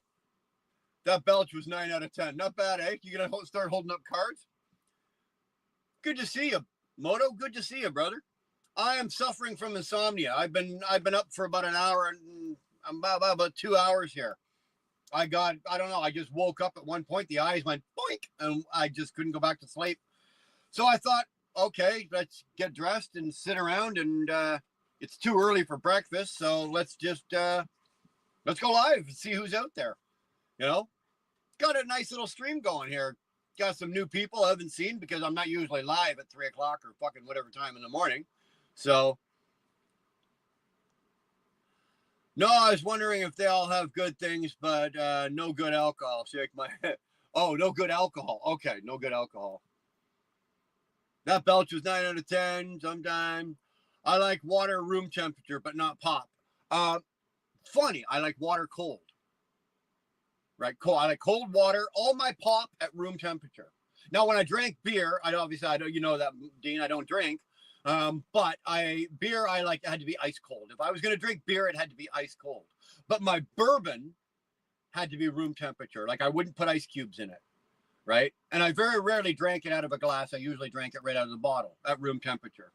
That way, there's no glass. There's no extra steps to get the alcohol from the bottle to my mouth. It doesn't make sense for me to take it from the bottle, pour it in a glass, then take the glass and bring it to my mouth. there's a step in between there that we can eliminate, right? A good alcoholic, right, knows the process to get the alcohol in the shortest fashion from the bottle to your mouth. And you eliminate the glass and drink it from the bottle at room temperature. That's what I used to do. Yes, gonna try live belching. I tell you what, Sherry, I'll drop a link. You can come in and we'll have a belching contest. Yeah, great to see you this morning too. You're on fire. You know what? We've had a bunch of really good folks in here just shooting the shit, talking about whatever, and we get a little riled up. I got a little riled up this. Now I didn't go off on a rant. You guys didn't get a rant. It's been a while. I don't know, Camille. It's been a while since I've done a really good rant, eh? Good morning, Ernie. Good to see you. You're up bright and early there, sir. On a fine Sunday morning.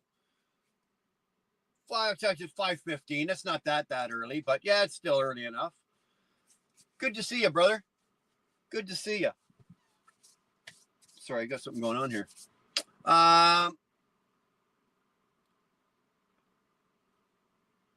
Indeed, beer cold. Yeah, beer had to be cold. Jim Beam warm, or room temperature, beer cold. It's part of the love affair that makes you and your alcohol special. Take time to pour it. No, I don't need a love affair, right? I'm not looking for a long. I'm not looking for a marriage with my alcohol. I want a one-night fucking stand. Bang for buck, baby. Bang for buck. Give me the alcohol. I know what to do with it. That's why I laugh. That's why I laugh. I used to laugh back then. I laugh now. You see these people and they're ordering, like Dar. She orders these fucking drinks, right? And they've got, like I said before, they got like fruit and vegetables and bacon and beans and umbrellas and mix. It's got 3 different types of juice and alcohol. It's got a little bit of alcohol and it's got pop and water and fucking what else? Gasoline. Who fucking knows? Who fucking knows? That, to me, as a drug addict and an alcoholic, that to me is alcohol abuse. You are abusing the alcohol. You are abusing the alcohol by doing all of that. Right? You put a fucking fruit salad in your alcohol, you're abusing the alcohol. Keep that shit. Give me the alcohol. I'll drink the fucking alcohol. I know what it's there for and I know what I'm using it for. Simple as that. Nice, would love to. Sherry, if you want to come in and belch, we'll belch. What kind of truck do you drive? This one here, I've got a 20. This one's a 2020 Freightliner Cascadia, 126. It's just about at the end of its life. Like, I don't mean it's at the end of its life for me. It's going to be sold. I'm selling this, and I'll be buying a new truck probably end of February, beginning of March. Yeah, this one here, I got this one, bought this one when it was 8 months old, and I've had this one, like I said, it's a 2020, so it's time to roll it over. You know, it's time. It's done its job. It's been a good truck. It's made me the money it's supposed to make. Time to get a new truck.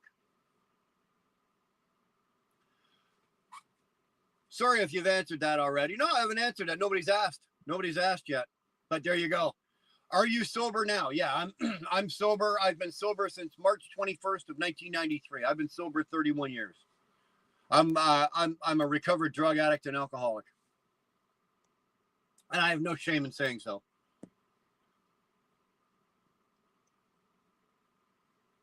Me and my dad drove one of those. My favorite was a Pete. We was driving. I like Peterbilt's. I won't buy one. Yeah, I'm an owner operator. The fleet that I'm leased onto has all the brand new 579 Peterbilt's. And don't get me wrong, they're gorgeous, right? They are good looking trucks. They are. But they're expensive. And you're not going to sit there. I don't care who you are. Listen, I've been trucking 35. This is my 35th year, right? And I've been an owner operator for 24 of them. Okay. So you can't sit there and you're not going to convince me that, People are buying Peterbilts because their build quality is so much better. Back in the 70s, or sorry, back in the 80s and 90s, yes. Today, no. These are all plastic trucks. They're all made of plastic. They're all made the same. All the parts are made in China. Everything's the fucking same. They're all assembled in Mexico and they're all brought here. Okay? Nobody's convincing me that that Peterbilt parked beside me right there is that cost $278,000 Canadian, right?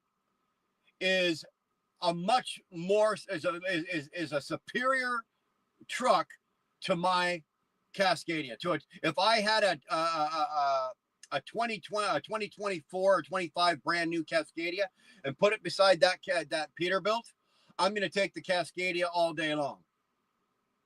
Simple reasons. Simple reasons. Bang for buck in business. That truck's $275,000. This truck is $220,000, a $50,000 difference. I don't need to pay an extra $50,000 for it to say Peterbilt on the emblem. The PACCAR engine in that truck is garbage. If it's gonna break, whatever. The truck build quality is no better than the Cascadias. Like I said, back in the 80s and 90s, maybe, but not now.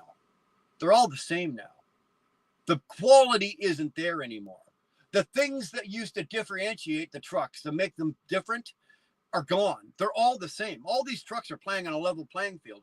And as much as I hate to say it, Freightliners right now are actually kicking everybody's ass, and they always have been. Why? They're cheaper. There's more of them. Like, there's more dealerships. I can stand on the roof of this truck and throw a rock in any direction, hit a Freightliner dealership, right? I've got the DD15 Detroit engine in this thing, which means I can take this truck anywhere. I can take this truck to Freightliner, Western Star, Peterbilt, Kenworth, Volvo, fucking whoever. They all work on Detroit. You got a PACCAR engine, you're going to Peterbilt or Kenworth. You got a D13 Volvo, you're going to Volvo, right? If you got a Peterbilt with a Cummins, well, then you caught a break. You'll be in the same boat as me. You can take it because most places work on Cummins. You got a fucking International and you got the NAFTA or whatever that engine is, you're going International. So I like the fact that my truck is a little cheaper. It's easier to maintain. Parts are cheaper, right? Parts are cheaper. Like, here. There's a screw, right? So that screw, actually that screw just came out of that panel there. I just got to put it back in. But anyway, I was doing something. But that screw says, let's just say it says Freightliner across the top. This screw costs $2.95. Now, between, there's a screw. And it says Peterbilt across the top. It's $29.95. Anybody ever?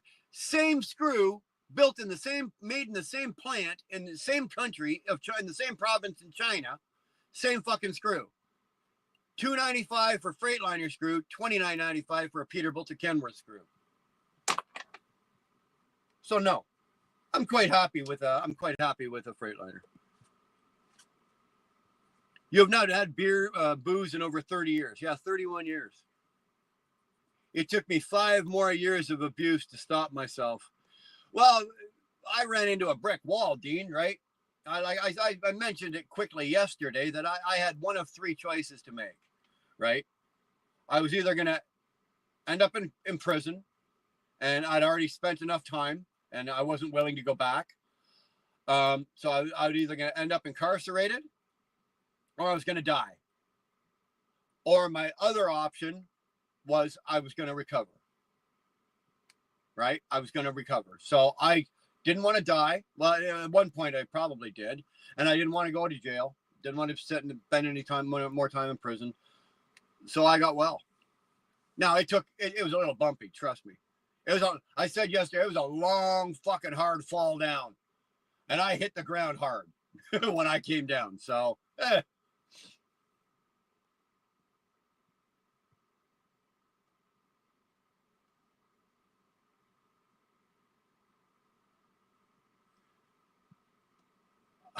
I may have only 4 inches, but but 4 inches going 90 miles an hour is going to do some damage.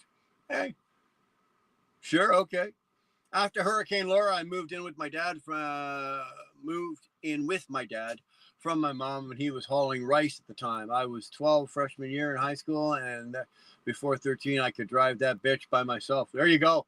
This is one of those jobs that, you know what, I knew I was going to be doing this from as a kid. All my life, I knew I was going to drive a truck. I knew I was going to be a truck driver in some way, shape, or form. I knew that this is what I was going to do. I've always wanted to do this. It's also a generational thing. It missed my dad. My dad did not drive a truck, but both grandfathers drove truck. Great grandfather drove a truck, kind of, because they didn't really have trucks like this back when I had a great grandfather.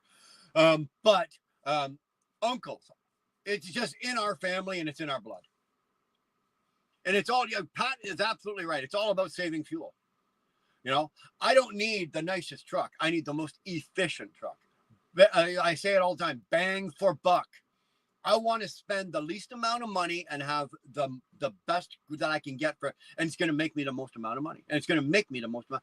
These Freightliners make money. This is a 2020. It's got 900,000, or it's got 900 and something thousand kilometers. So it's got 630,000 miles, right?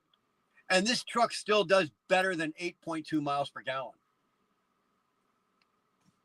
Fuck that, man. That's great. That's great. And the new Freightliners are getting better than fucking 9.5 to 10. So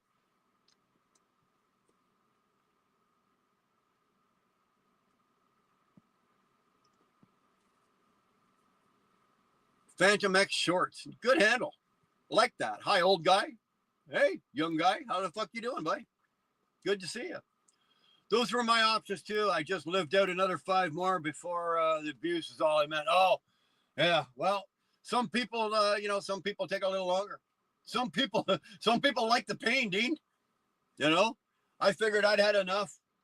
It was just a matter of time. I was, like I said, I was going to either end up in prison, and probably for doing something where I was going to end up killing somebody else, or dying. I didn't like those options. The most efficient truck is no truck. Man, I can't argue that. I can argue a lot of shit, but I can't argue that. It literally takes barrels of money to keep these things rolling, right? It really does. When you think about your expenses on these things, never mind the purchase price. Like a brand new one, you know, you're sitting right now at around like a top of the line, fully loaded Freightliner Cascadia owner operator spec package. You're probably close to 200 out the door. 200,000 bucks out the fucking door, right? So you work that cost, and then you've got all your insurances. You've got like the insurance, depending on how long you've been in business or whatever. Your insurance on one of these things can run you anywhere from $18,000 to $25,000 a year. $18,000 to $25,000 a year, just for insurance. Your plates, PRP plates in Ontario, for the province of Ontario, it's about $3,500 a year. Your stickers, your IFTA stickers, and all that kind of shit. Now you're into another couple, let's say another round, that's another couple $1,000. And then the biggest expense of all is your fuel, right? So this is what Pat was talking about, is you got to be fuel efficient. My biggest expense in business is my fuel, right? My average fuel bill, depending on how you work that year, how much you work or how many miles you have. Obviously, it depends on how much you work, right? The more you work, the more fuel you're going to spend, but the more money you're going to make. But as an expense, right? And the fucking thing about fuel is it's not a fixed cost, it's a variable cost. It changes. So with fuel, like fuel bills, I'm not going to tell you what my fuel bill is. It's really none of anybody's business. But let's just say, if I went over the last 5 years, it'll average anywhere between $40,000 and $55,000 a year.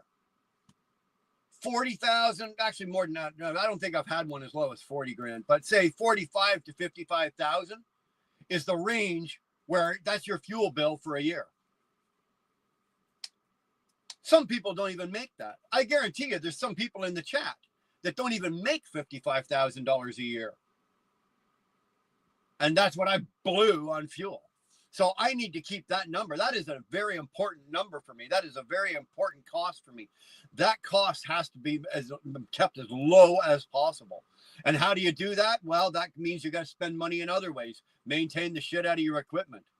Make sure everything's working right. Make sure everything's fucking doing what it's supposed to do. Right? That's how you do that.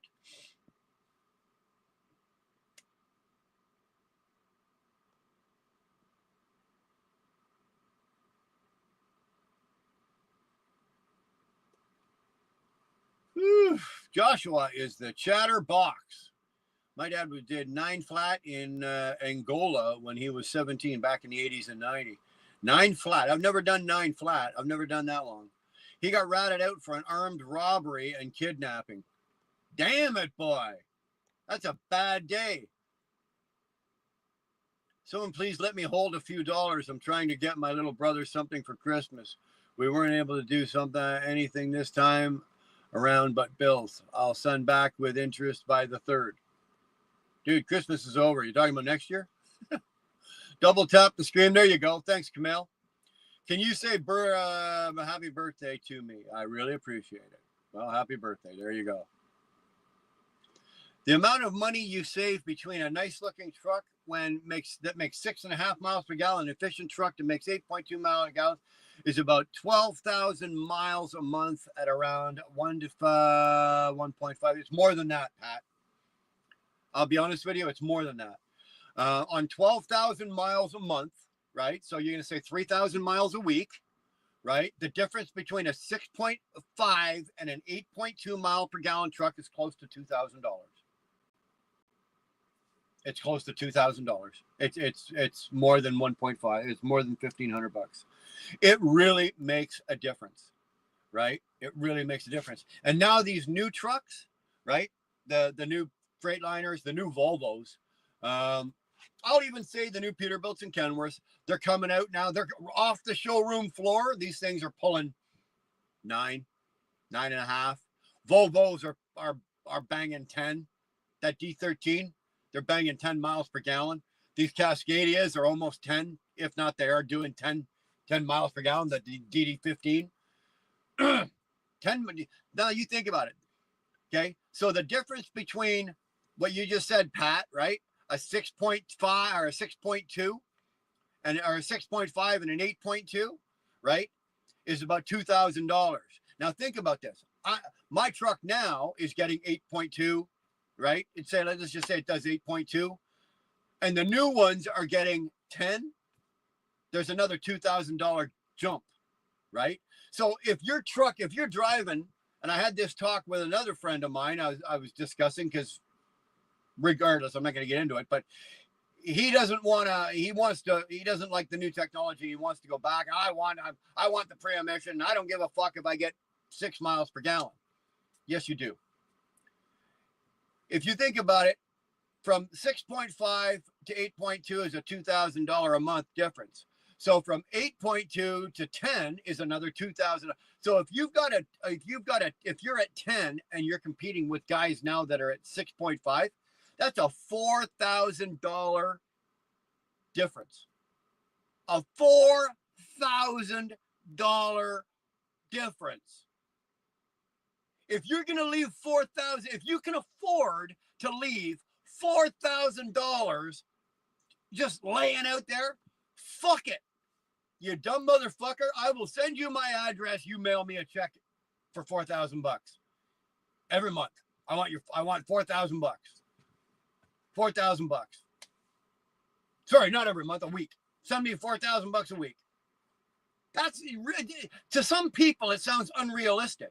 But in trucking, those are the numbers that we're dealing with, right? Those are the numbers you're dealing with. A truck of this size like this, it generates anywhere between, depending on how much you're working and how well you're doing, you can generate anywhere between $250,000 to $350,000 a year. That's what one of these things will generate. So you're talking about thousands of dollars a week worth of expenses and fuel and cost, but what the truck generates in a week as well. People don't realize, they think that we just drive around out here making fucking $20 an hour. No, there's a whole lot more to it than that. It makes a big difference at the end of the year. It does. It makes a fucking massive difference at the end of the year.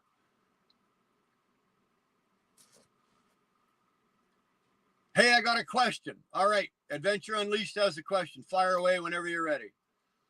$4K a month, most people don't even earn that much. No, Pat, you're right. Right? Same with fuel. When you think about my fuel bill, let's just say my fuel bill this year is $55,000. It won't be, but it's $55,000. How many people actually make $55,000? A good portion of people do, but there are people that don't even make that much, and I'm spending it on fuel. Bob, great to see you, man. How the hell you doing? How the hell you doing? Good to see you. Jack see you or Jack Ka, I don't know, whatever that is. Good to see you. Thanks. That's just paper. What's that? Money? In Canada, it's not paper anymore. It's plastic. What's the biggest load you ever pull in your entire career? It would have been a building. It was like a colonial house. It was, I think it was 26 feet wide, 35 or 36 feet long, 21 feet high. It was 2 stories. And it was a building. It was a house that they'd taken up, put it on blocks. We had to put the special trailer underneath it. They lowered the house onto the trailer, and it had to go 76 miles. It took 3 days to take it 76 miles. But that was the biggest load I've ever moved. 4K paper ain't shit. Well, you can wipe your ass. That's a lot of toilet paper. You can wipe your ass with 4K worth of paper. What the hell are you doing up really? You know what, Bob? Like I said earlier, insomnia, man. I was rolling around. It was like 2:30 in the morning, and my eyes just went boink, and I couldn't go back to sleep. I had nothing going on. I wasn't tired. So here I am. And now we just finished an entire fucking 20-minute conversation about pancakes and maple syrup. And I have a huge craving now for fucking pancakes and maple syrup. So as soon as I'm done this, I'm gonna go grab one of the company pickups and go grab something to eat. Save $1 to earn $1. You know what, Grago? It's you'll watch in this business here. You save your pennies to make $1. It really is. It's ridiculous. You know. What does it cost to own the truck versus the old truck? If you're paying the $4K a month in depreciation asset, the higher insurance, I'm genuinely asking. Todd, it's not, okay? Yes, your insurance is going to it might go up a little bit, but it's not, truck insurance is not so much like car insurance, where every time you buy a new car, and I'll give you an example, okay? Like I just bought my wife a new SUV. Okay, so she had a 2019 Honda Civic Sport. We sold that. She went in and she wanted a brand new Mitsubishi, what is it called? Eclipse Cross or whatever the fuck that thing is. So we went in and bought that. Now my insurance on that, because of my age and driving record, it didn't really change a whole lot. It went up a couple of bucks. But if a younger person buys a new car, it goes up significantly, right? For example, my daughter. She's 25. She just bought a new car, and her insurance jumped like fucking $100 a month. It's fucking ridiculous. Trucks don't necessarily work that way. Okay, so if I was to tell for what the insurance and operating cost on this for insurance is, the fixed cost on this, if I was to buy a 2024, that probably wouldn't move a whole lot. It might go up a couple of bucks, like nothing that you would notice, right? Nothing that you would notice. So to have, for example, a payment, the payment on the trick with trucks, it's not like cars. The trick is that you roll over the truck while you still have equity in it, and you use that equity as your down payment on your next truck. And the more equity you can pull out of this truck, the bigger down payment you have on your next truck and the lower your payment, right? So I've always, with every truck that I've bought and I've rolled, I've always tried to keep my payment as low as possible on the shortest term, right? You don't want to stretch them out for 5 years. These deals for 5 years or 6 years. You can now do a truck deal for 6 years. It used to be only 5, but now you can do 6. So the whole idea is to get as much of a down payment, shortest term, and keep your payment comfortable, right? Comfortable. That way, in the event something happens, market changes, you're not running around like a chicken with your head cut off trying to make your fucking truck payment. So buying a new truck, yes, with a new truck, unfortunately, you do eat the depreciation, but you write that off, right? You do. You write that. Now, everybody goes, well, yeah, you write it off. And yeah, you write it off. But that doesn't mean that somebody's giving me $40,000 worth of depreciation back and I just take that and stick it in my pocket. That's not how that works. Tom, if you know anything about it, you know that that's not how it works either. But at the end of the day, it does make sense and it does work financially. And you'll notice that all the big trucking companies, or maybe you wouldn't if you're not in the business, but all of the major big trucking companies that you see out there, JB Hunt, Schneider, Warner, fucking Swift, all of them roll their trucks after 3 years. They keep them 3 years, roll them, buy new trucks. Roll them, new trucks every 3 years, right? As soon as the truck is, as soon as the truck is paid for itself, roll it, new truck. They're always into new equipment, and it works out. And from a cost savings on the fuel, it's always better. Like I was just saying, right? The difference between my truck getting 8.5 or 8.2 miles per gallon and a new Freightliner getting 10 is a $2,000 difference. That's a truck payment. The fuel savings from a new truck to this truck is a truck payment. So is it worth it to do? Absolutely yes. Absolutely yes. Owner operator is a thing of the past with all the expenses and the way everyone has their hands in their pocket. TBT1, I'm going to be honest with you. It's not a thing of the past yet, but it is going to be short-lived. The days of the small-time owner-operator, the single truck owner-operator, those days are probably a little more, they're probably numbered. I'm not going to say, oh, they're going to be done in 5 years or 10 years. That'd be stupid. But the guys out there like me, they're slowly getting squeezed out. They are, because let's face it. And I'll give you an example. The cost to do business today is ridiculous. The cost of this equipment is ridiculous.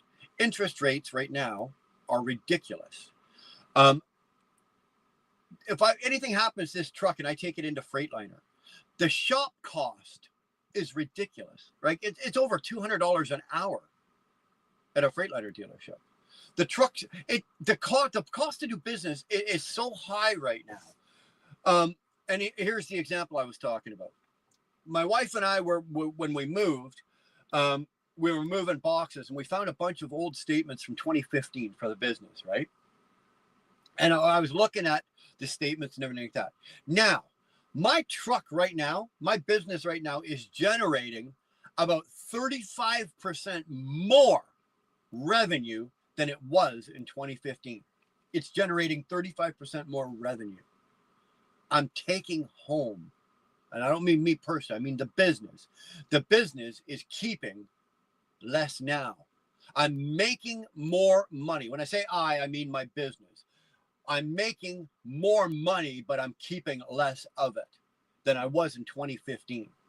In 2015, I was making less, but I'm generating less money, but making more, keeping more of it. And that is simply because inflation and cost of living for the business is going up like this, but our rates are not keeping pace, right? So the business is going up like this, but the rates and the way that we are making the money or what we're charging for the money, basically our rates, is just crawling, right? The money, the rates now, and don't get me wrong, like, yeah, during COVID, rates went up and they were doing stupid shit. Everybody was fucking going out and buying long nose Peterbilts and W9s because they were getting $6 a mile. And last year they had to sell them all because the rates came back down. But the rates are not climbing to where they should be. And guys like me can't absorb where I had that much room right? After generated revenue and all the bills were paid and everything was that, all of this what was left over, that was your profit, right? Right? You've got all your fixed costs and all your variable costs and everything's been paid and the lights are on and everything's good. That's this number here. This number here is what you made. Let's just say 300,000. That's what you made, right? And then this is the, say, 220,000, what it cost you for salaries and and all your costs, your repairs, your payments. So 220. So that $80,000 in the middle would be your profit. That number there, that space here is now like this. So, and then when it was like this, if something happened, you had a cushion.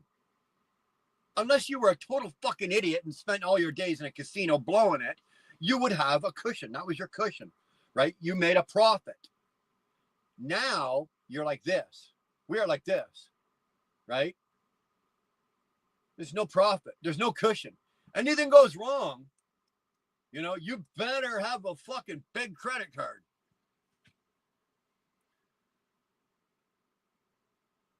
So yeah, that was a TBT1. That was a long answer to a short fucking question. But you are right. They're on their way out. We are on our way out. I might have goddamn pancakes for breakfast since you told me that, dude. I'm dying for it. Bye. I'm gonna eat some breakfast. Pedro, love the shirt, brother. You like that? Not bad, eh? My wife got it for me. Hell of a woman that'll buy you a shirt like that, eh? You obviously know your wife is telling you you're good at something, right? You're good at something. Here, Pedro, look at this one. I already showed it. I was live yesterday, and my wife bought me this one. Camille's still trying to figure out what this means. My wife got me that one as well. I wonder what she's trying to tell me, eh? I'm thinking about running Hot Shot. I'm from Jersey, 40 minutes from the ports. Thanks so much for the info. Tom, I'll be honest with you. I would love to do Hot Shot. I would. I truly would. But I'm at the point in my career where I'm winding it down. I've been doing this 35 years. I'm winding mine down. But what I do Hot Shot, I would love to do it. There is a market for it, especially if you're already on the East Coast. Now, Tom, I've done a lot of East Coast. Right now, I'm doing a dedicated gig. I'm on a heavy haul division, and I'm doing a dedicated gig on a contract. But before I was doing this, and I've been doing this for about a year, but before this, I primarily ran the East Coast. I was up and down the East Coast from the lower end of Virginia, South Carolina, all the way up to, and I spent a lot of time in the port of Newark. So those are your stomping grounds. Sounds like you know what I'm talking about, that area there. Hot Shot is one of those businesses on the East Coast that will do well. But watch your equipment. Maintain the shit out of your equipment. The road and the work, the roads and the infrastructure on the East Coast is horrible. You are going to tear up equipment running around New Jersey, New York, and New Jersey. And watch your rates. For me, it's different. I get really good rates because I'm Canadian, and nobody in their right mind in Canada wants to go down to New York City. So I go, right? Because it pays. Same with Jersey, right? I go down and deliver in Berlin, New Jersey, or I go down to New York City and deliver there, and then I'll run up to the port of Newark. Nobody in Canada wants to go into the port of Newark. I'll go. Why? Money. If I think for the Hot Shot deal, if you can get on to the ports, anything coming in and out of the ports, steel, aluminum, parts, anything like that coming in and out of the ports, you can do well. You can do really, really well with Hot Shot.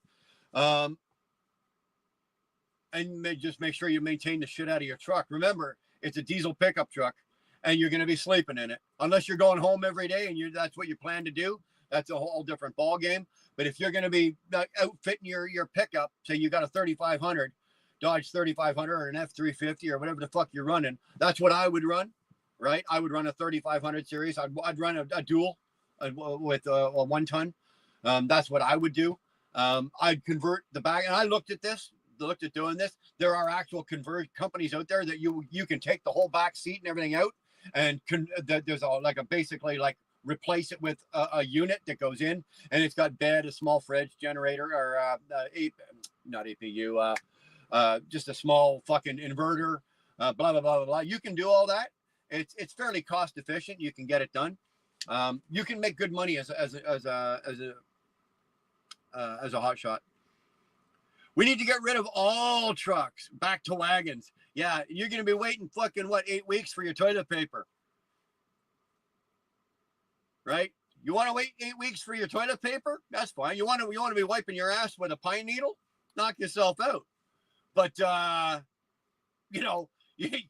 want to go back to horse and wagons? Hey, if we're gonna go back to horse and wagons, I'll buy them all up. I'll have the biggest fleet of horse and wagons you've ever seen. Can I get you 10,000 USD? If you want to get me 10,000 bucks US, I'm not going to say no. I won't even question where you got it from, brother. Bring it. Good morning, Kitty Craze with Dar. Who the hell is that? Good morning, Dar, ma'am. How are you? How you doing, baby? Good to see you. Glad you're awake. I've been busy for the last 2 hours and 20 minutes. What have you been doing, woman?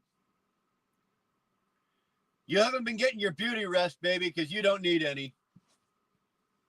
It was really good. Dar, I was thinking about how, okay, Pat, I hate to say this, but it was actually pretty good. I went too. It wasn't bad. It was actually pretty good. It's like the prequel to the prequel to the Lion King. It was actually good. I didn't mind it.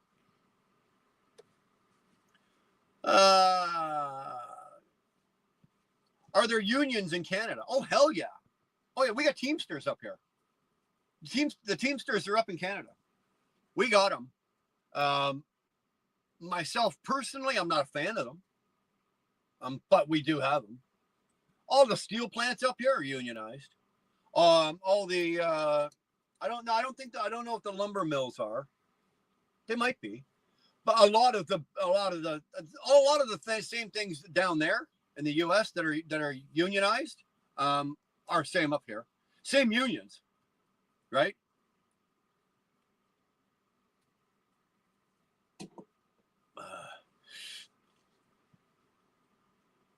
Did you watch it, Dar, ma'am? I didn't know it was an alteration. We went to the theater. 8 weeks for toilet paper. Yeah, you want to wait 8 weeks for toilet paper?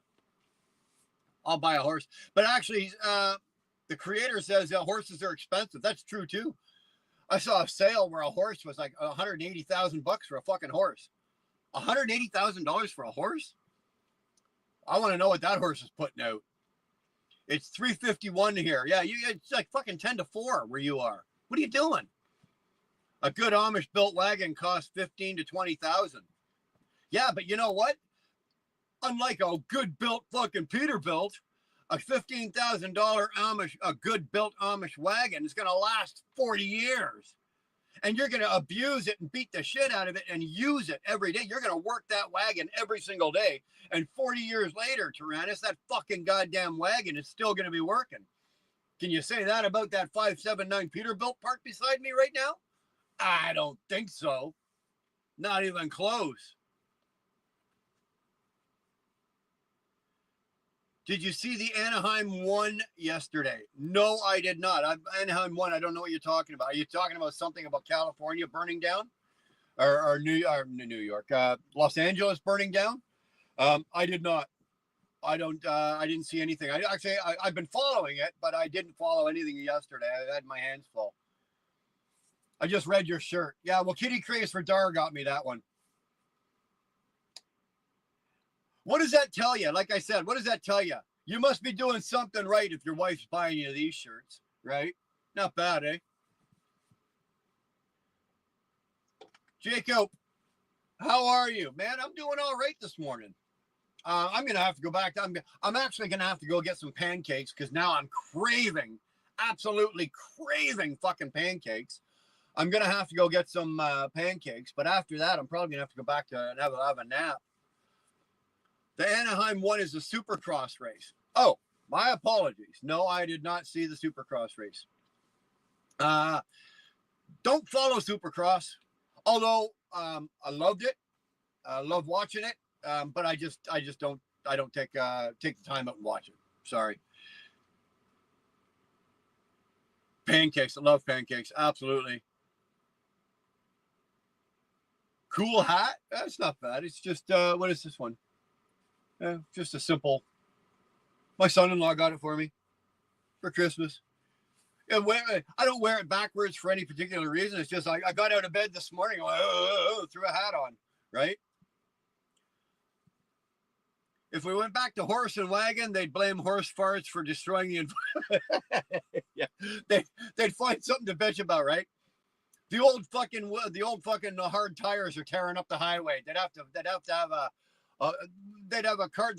have a methane destruction tax for the farts, and they'd have a wheel tax for the destruction of the fucking, because we'd have to tear up the asphalt, and we'd have to go back to having dirt roads.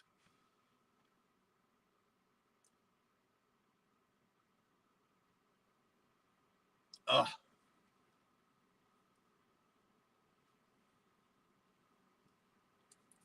Don't forget to hit the like and subscribe. Well, you know what? I won't beg you for a subscription. If you want to subscribe. I appreciate that. Thank you. But as long as you're passing through, you got nothing better to do, at least throw a like at it. Hit the like button. I appreciate that. Australia is going to have a thunderstorm. Sean, is that something new? I have a daughter that lives in Australia, and as far as I know, it rains there, and I'm sure they have thunderstorms. Do they not? Yeah, I'm in Canada. Believe me, we get fucking thunder boomers here. So I don't know. Now it's getting worse. I'm actually craving. It's one of those. I don't smoke, I don't drink, and I don't do drugs. So when I get a craving, oh man, it's a craving. I want fucking pancakes now. It's killing me.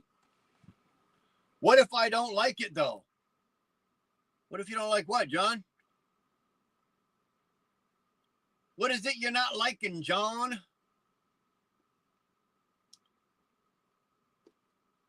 Speak your mind. Whatever you want.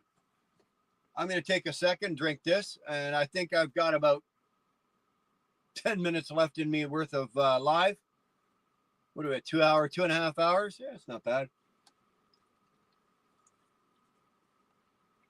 It's 6 o'clock, so I can go get my pancakes. That's not a bad deal either. Go get my pancakes. Oh.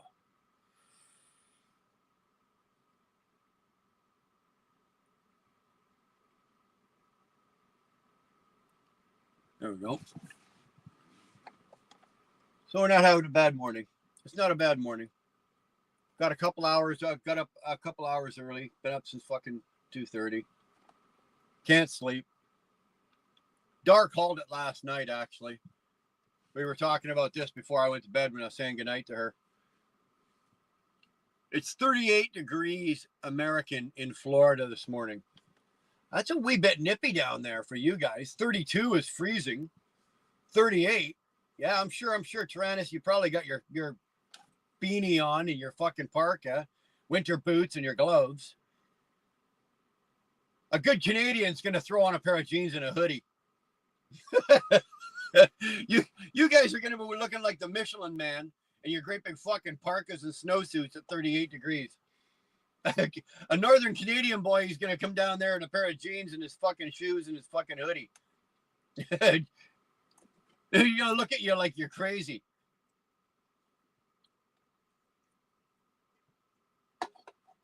T-shirt and sweatpants. Well, that's pretty much, right? Pretty much. Freezing nowadays, like for me, because I do flatbed and I'm out in it all the time. right? I'm out in the elements all the time. So when it's summer, I'm out in the heat. When it's winter, I'm out in the cold. And so many years of doing it, like the cold just doesn't go through me and doesn't hit me and affect me as hard as it does most people, right?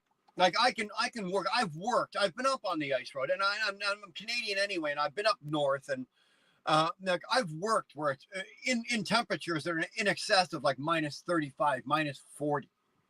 I've worked in that. I've been out in the elements having to work in that. When you've done that, 32 is nothing. 32 is like, oh, whew, fuck, man, give me a towel. I'm going, hey, break the ice off that pond. We're going for a swim, right? So, and you do that for so many years, you just got to climb it. I don't do well, Tyrannus. I don't do well in the heat. Like I couldn't come down to Florida when you guys are in your summer down there, right? When it's 100 fucking degrees with humidity, I can't do that, man. Right? I will just melt. I would rather freeze than fry any day of the fucking week. Like I said earlier, man, you're hot. You start taking off clothes to cool down. Once you get to naked, you're still hot. At least if I'm cold, I can put something on and warm up. So heat, I don't do well with the heat. Me and heat don't do well. I can do really well and I can work and deal in the cold, like I said, but heat, when you're standing on the back of your trailer and you're at a steel plant and you got no choice, right? You've got your hard hat with your protection. Then you've got your long sleeve shirts. You're in your pants, long pants, in your boots and and it's 100 fucking degrees on the deck. That's hot. Like me, I suffer. And for me, it slows me right down. Right. And it doesn't matter how much, it doesn't make a difference how much water you put into me. I am not moving at a quick clip. Trust me. You some kind of white Muslim. No. Wearing a baseball hat backwards. Would it be a problem if I was, Daniel? I'm not, but it would be a problem if I was. Soft tissue damage from exposure type freezing is too cold.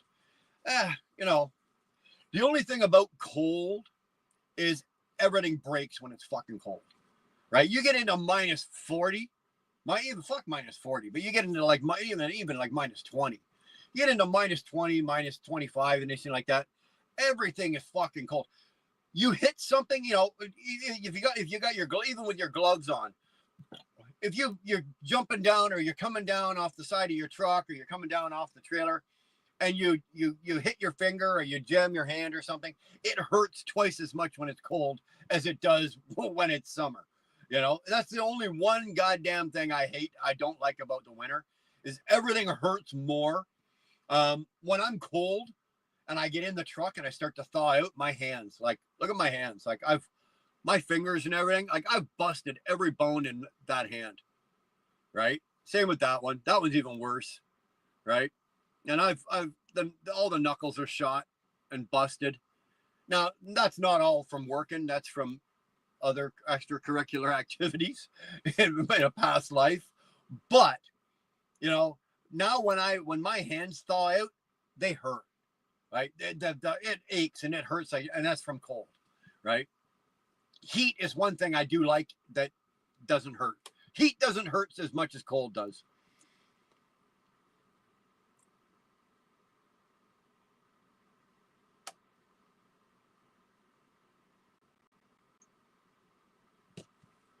The problem with bundling up is, sure, you're warm, but then you start to sweat. Well, yes, but there's a technique to it. Tyrannus, I don't even have a winter coat in my truck. I don't wear a winter jacket. Okay. It's done by layers. I was taught years and years and years ago by a bunch of old timers, right? You don't put on a jacket. Like you don't put on like a hoodie and like a t-shirt, then a hoodie, and then put your winter jacket on. Because if you start working on the trailer and you start sweating, you'll take off the jacket and that's too much. You're cold. You'll freeze to death. I dress in layers, and it's 5 layers. Okay, there's 5 layers to how I dress. First layer is not a neoprene. What's it called? It's right, hold on. I'll actually fucking show it to you. It's the same type of material that that divers use.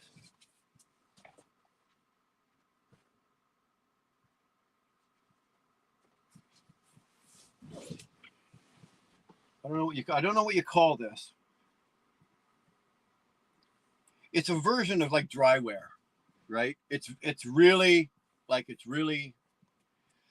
it's breathable, right? And this is what goes against your skin, right? And if you do this, trust me, you'll. Oh, I love the smell of my fabric softener. But anyway, so that goes against your skin, okay? And then I've got 2 long sleeve cotton, just like this t-shirt, 2 long sleeve cotton t-shirts. Those go on next, right? And then I've got 1 t-shirt, like just whatever, like this, and that's for your just for your core. And then you've got a hoodie. That's your 5th layer. Now, dude, I've been out working all this week, and at one point this week we were at minus 22, and I was warm.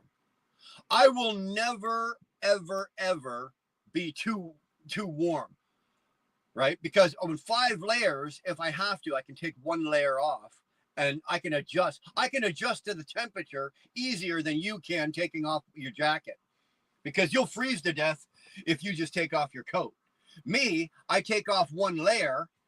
I keep on working business as usual. And 5 layers is the magic number, right? You got the one against your skin, the neoprene or whatever that is, that drywear, 2 long sleeves, then the t-shirt, then the hoodie. I'm good. Like I said, I've been out working in that all week, minus 20, minus 30, minus 40, doesn't matter. If I get into the minus 45s, like the minus 50s, I might actually double up on like the t-shirt for the body, for the core. So I'll probably I would put like the drywear on, then a t-shirt, then the 2 t-shirts, right? The long sleeve t-shirts, cotton t-shirts, then another t-shirt, and then the hoodie. But then you're good. You're good. You never have to worry about your arms being cold, especially doing what I'm doing, because you're working, right? So you're generating your own heat.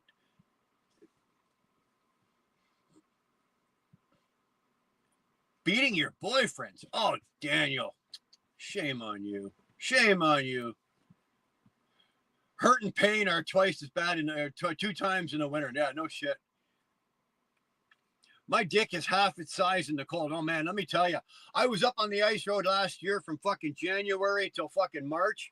I didn't see my dick the whole time I was up there. Didn't see the fucking, it was up in my dick, balls, nuts, hair, fucking sack. It was gone. Dude, we I think we had a 4-day stretch at one point. A 4-day stretch. It was minus 51 or something. The warmest it got was minus 50, 51. That was the warmest it got in a 4-day stretch. Now, I don't know if you've ever experienced that kind of cold. That's the type of cold where you've only got, it's not like you can take your glove off and you can, you got your hand. At minus 50 degrees, you've only got so much time, exposure time, and then your fucking hands are freezing. And let me tell you, it doesn't matter what you do. Like, you're cold. It is fucking cold. How do you eat spaghetti? I eat it off a fork. So yeah, believe me, the whole time I was up on that ice road, I don't think I saw my dick once. It was nice when it finally came out in March. It was like the fucking, what's that little fucking groundhog, right? It comes out in the spring. That's what my dick did when I was on the ice road. I got up there and it vanished. By the time I came back down off the ice road. I ran into Dar and that was it. My dick came popping out. Shrinkage so bad it gets hard. It's just hard. You get an inward boner. Oh, dude, come on, that's hilarious. That's fucking hilarious. Your dick goes from an Audi to you had a puss.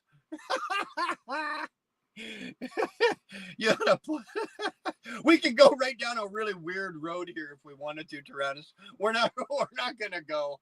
I'm not going down that road. Fuck me, that was funny.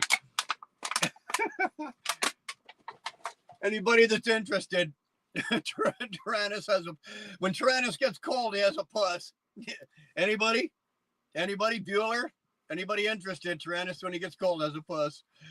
I like where that's heading. You do, eh, Pat? Yeah, we could take that one right off the end of the pier and crash that one, eh? Holy shit, that's funny as hell. Oh, god damn. That's two pretty good laughs. Putty Cat brought us to one, and now Tyrannus with his puss. Tyrannus has his puss. Now every time Tyrannus comes into my chat, I'm going to be thinking about his puss. Oh, god damn it, man. I'm telling you. The things I do to entertain. Son of a bitch. That's awesome. Oh well.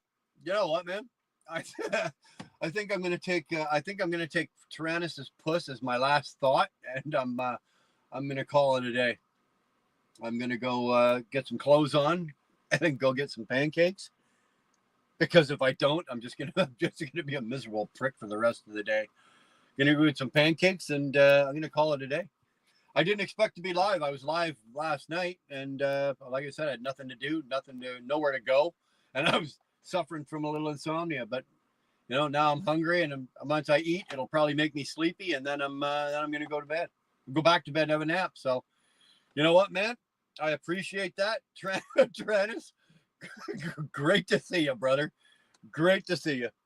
Thanks for the laugh. Take good care of your puss, man. With that, guys, I will see you down the road. Thanks for hanging out with me for a couple hours here. It's been a good time. I appreciate it. Thanks, man.